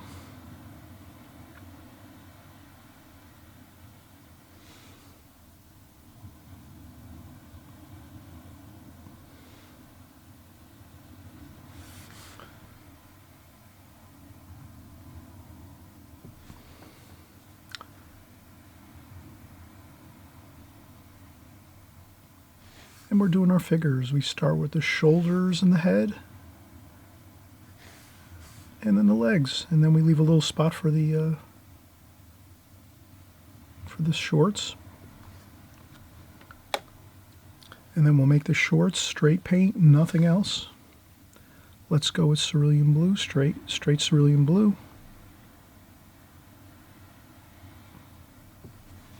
Go. And maybe some cadmium red. Let's do some cadmium red shorts here. And maybe some Viridian green, straight Viridian green for these over here. Bathing trunks we have on.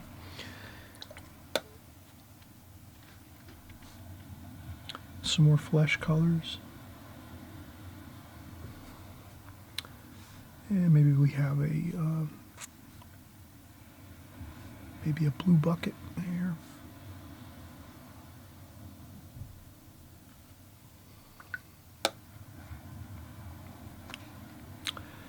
And a shadow color, purple. And some blue in there.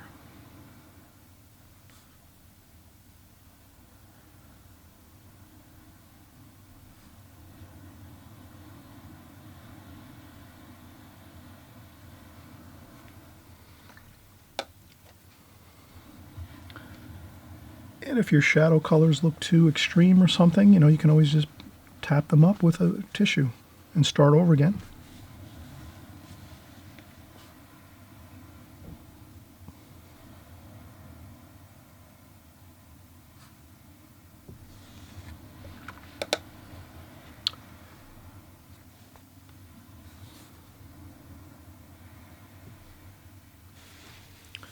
And again, you can always just lift up a little bit of paint if you have to, no big deal.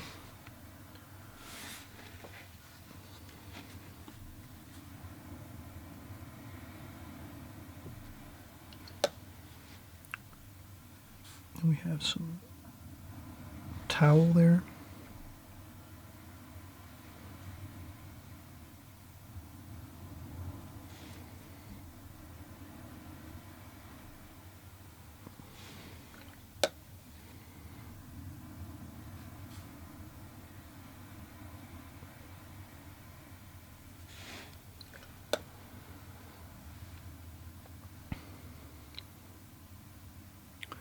And we have some little cart or something is over here.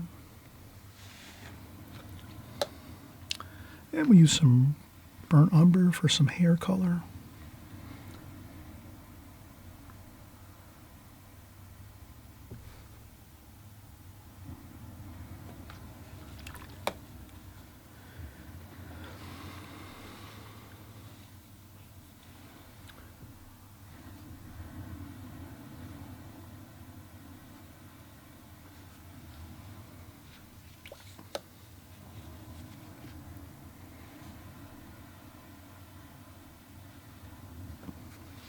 Shadow over there.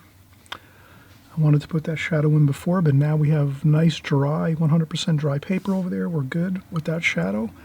And then now we'll do some hurricane fence.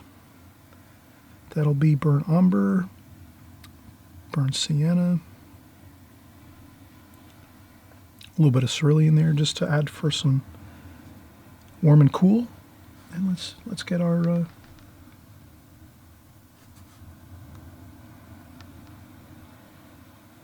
hurricane fence here. A little bit of alizarin crimson.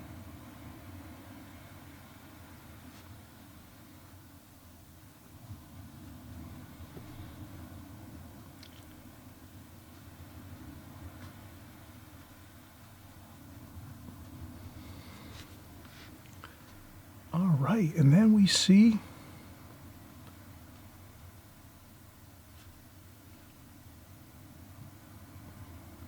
that we get very, very minimal over here. We don't have to spell out every single bit of the fence. We can kind of let that be as it is there.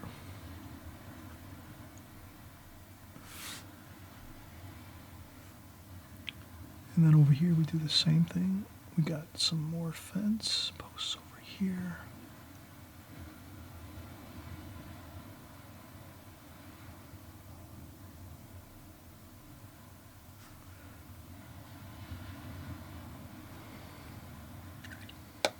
And that's it for that side here, and then we're going to do a couple more over here.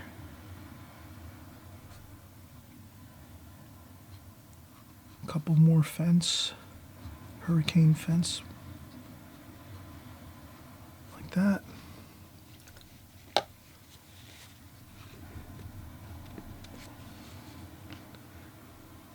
purple, French ultramarine blue, purple.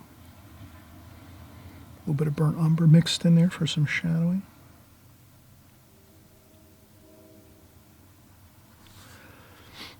And that's some shadowing there we're going to do.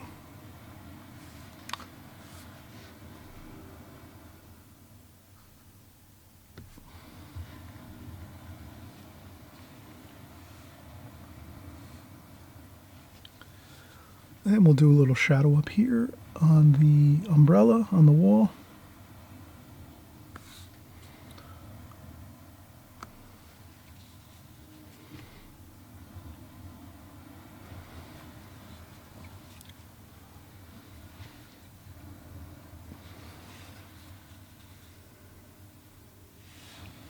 Couple splashes. All right.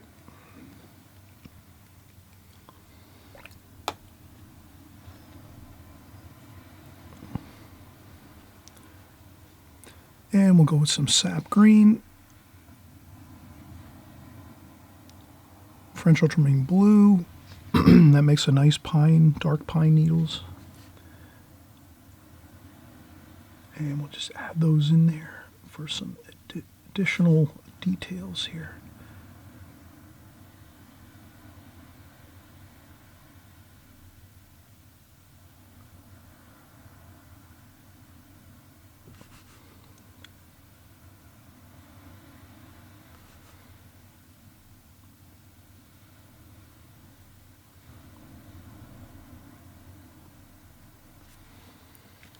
There we go. And a couple more over here.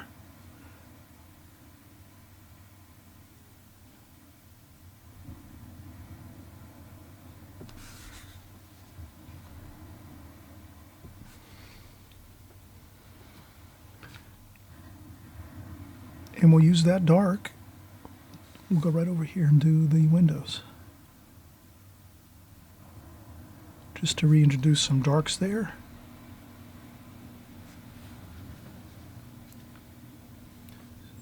Some shadowing here. And I think we need some trim color here, like that.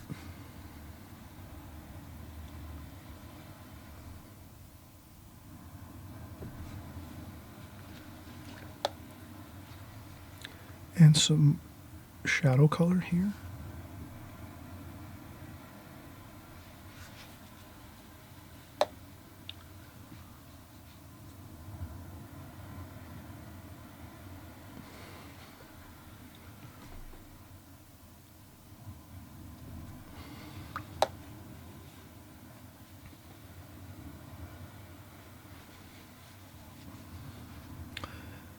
And maybe some cadmium red and cadmium orange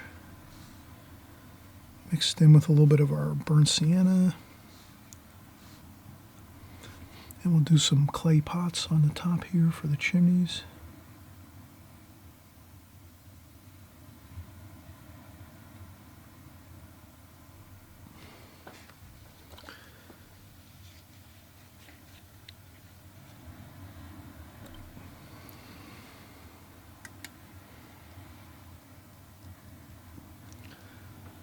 All right, I think we are almost 100% complete here. We have everything pretty good.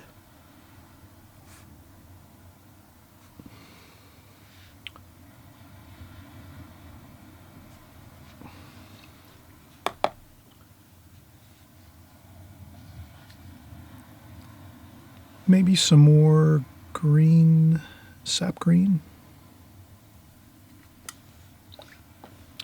And we'll use our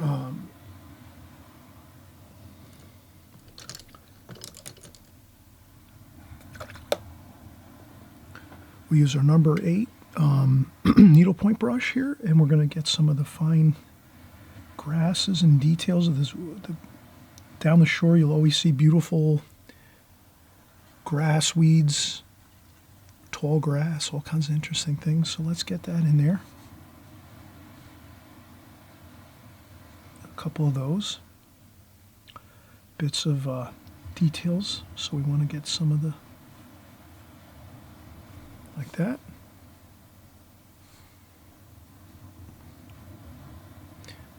We will add some darker darks there. And I'll dry off my brush a little bit and just to get the wiring for the fence.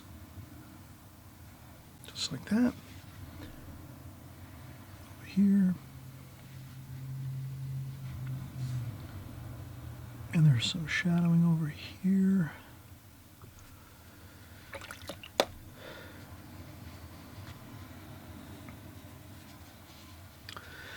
And I think we still have a little bit of figures here. Let's do some figures up here. So those are figures up here. They were having some lunch on the upper deck here, and we can add a little bit of shadowing. And this is where we just make believe we know what we're doing. When we don't, we're just trying to add some. There we go, a couple figures up top. Maybe 3 figures here. And then we have some more figures up top here.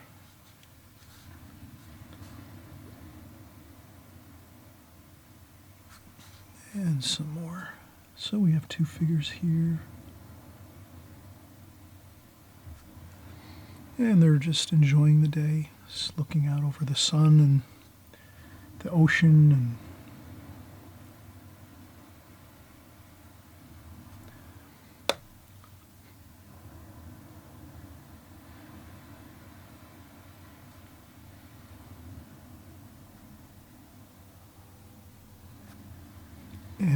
again, we just tap in some colors, just tiny bits of colors to just show the little bit of the figures behind there. And again, if it gets the washes don't look great, you can always lift up with a tissue and start again. And then I'll do some more red, cadmium red, and that's fine. That looks good.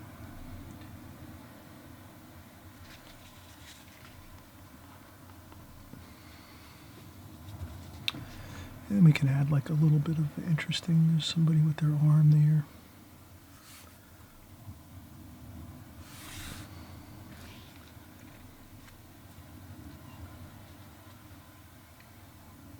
No whole dot here.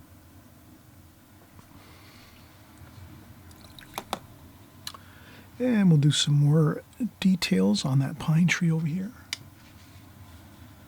And again, we've been working quite a bit, so we're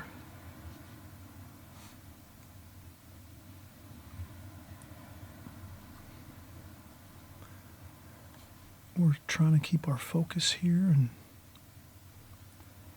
this was a pine tree over here.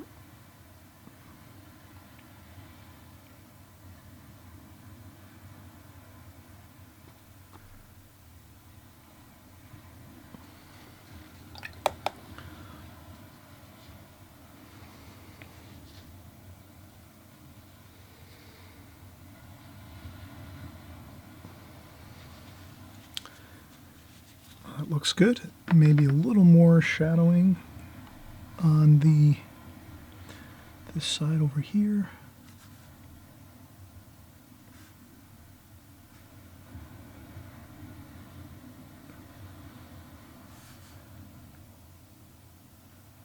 We can shadow this side a little bit with some warm and cool.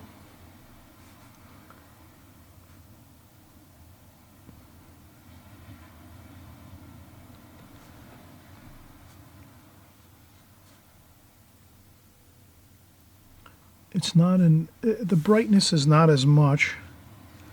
I might have gotten that shadowing. That shadowing might not be 100%. So we can just go right over that.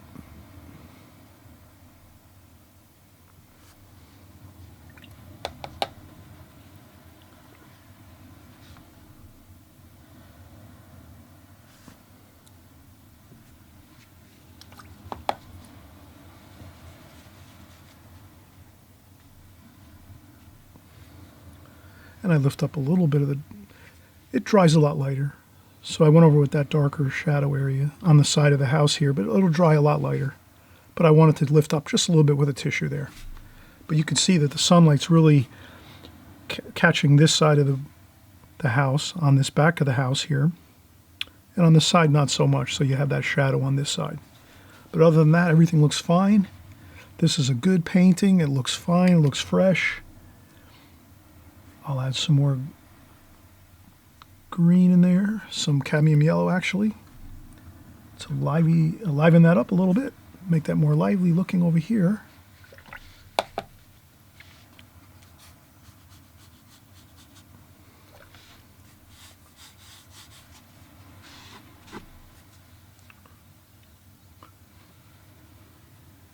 So we have everything that looks really fine. We have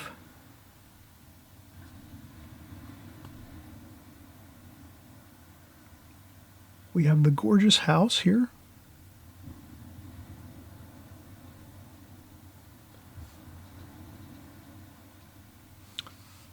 We have an adjacent house here next to it. Gives it some interesting dynamics. You have a house and then another house next door here. We have figures, children playing on the beach, having a great time. They're coming back to the house for lunch maybe, or dinner. We have figures on the top of the balcony of the house. It's the seagulls flying around. It's a beautiful day at the shore. It looks great. Plenty of bright sunlight in this picture here. You can kind of see the feel of the sunlight with the shadowing underneath. We create beautiful light with shadows. And some sand and some, beautiful hurricane fencing goes along with any shore scene beautifully. Some pine trees, nice blue sky, cerulean blue, purple, some Payne's gray in there. Everything you like about a gorgeous scene for the shore is right here. Let's try this. Give it a shot. Take your time. Take your time. Go as slow as you need to. The hardest part is really getting the start with the drawing correctly. Once you have the drawing in, though, you're fine. You can do this in even a smaller scale. You can take a simple, something like a simple idea of a house, a smaller house maybe, just a simple cottage type house, and do that with a little bit of the same trees and bushes and a little bit of figures, and you have a nice painting too as well. So you can take this concept and just change it around and make it into a simpler format if you don't feel like going through all the more details of what we have here, but it's all fine and good. And again, we still have to do a few more things. Let's come right back in a second or two. Again, please subscribe if you haven't subscribed. We do great paintings like this all the time. If you hit the notification bell next to subscribe, you'll be notified when our paintings do come out every week. And let's come back for just another maybe 5-10 minutes. We're going to add in some bright lights with some white, titanium white paint mixed with a little touch of yellow ochre. We'll show you how we can add a little more detail to this because it is missing some details that we need to get in. So we'll show you in just a second how to do that, okay? All right, we'll be right back.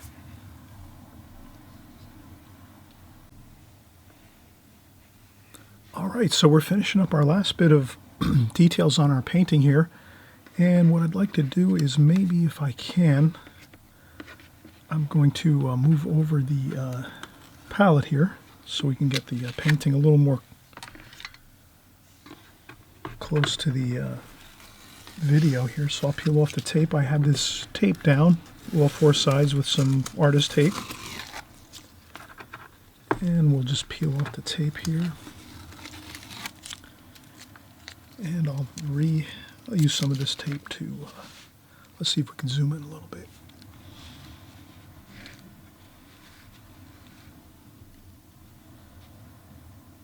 Okay, there we go. So now at this point you could pause the video and work from this when you're doing your painting. So you see a close-up of all the colors, the shadowing, the different features that we had that we painted. And also we're going to just add some details with our titanium white paint. So we have titanium white here.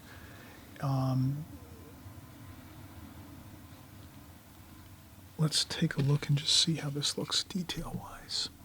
Okay, that looks good. So I'm just going to take some titanium white in the tube. I'll take a little bit of yellow ochre on my paintbrush and just put that into the top of the paint. Now here on this painting there was some posts that hold up this second floor balcony. So I just want to see if we can get a few of those posts in here. And this will make it look a little more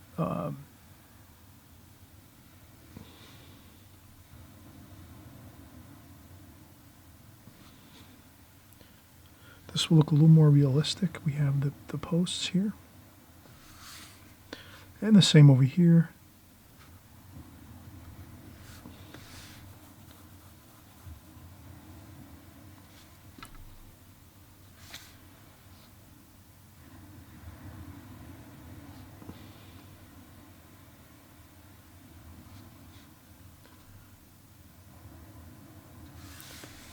And a couple of those vertical lines as posts underneath here really help the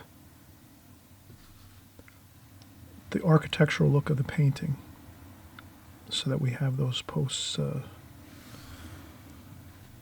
along the underside of this balcony. And for the most part, I think we can put some highlights on our figures maybe.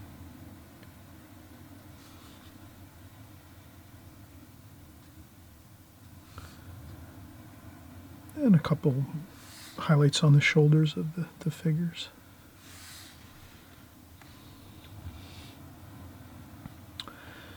And other than that, this looks fine.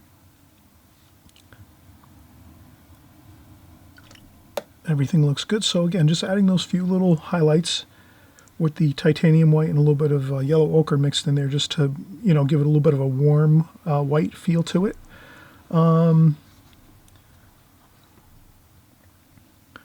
There might be a few spots here.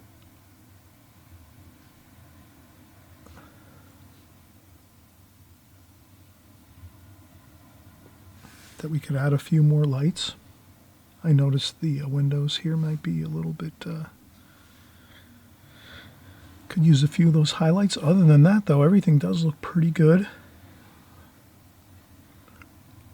And a couple splashes never hurt on the some of the tree areas and bushes areas.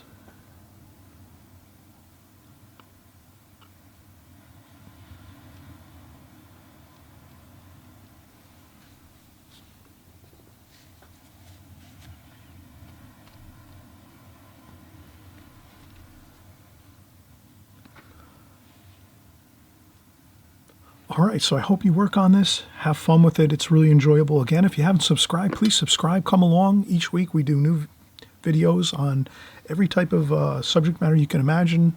We do paintings like this where we do architecture, houses, buildings, seascapes, landscapes, cityscapes, still life. We do flowers. We do it all. So come on by, hit that subscribe button. It's a journey. Keep practicing. Have fun. And we'll see you on the next video, okay? Bye-bye.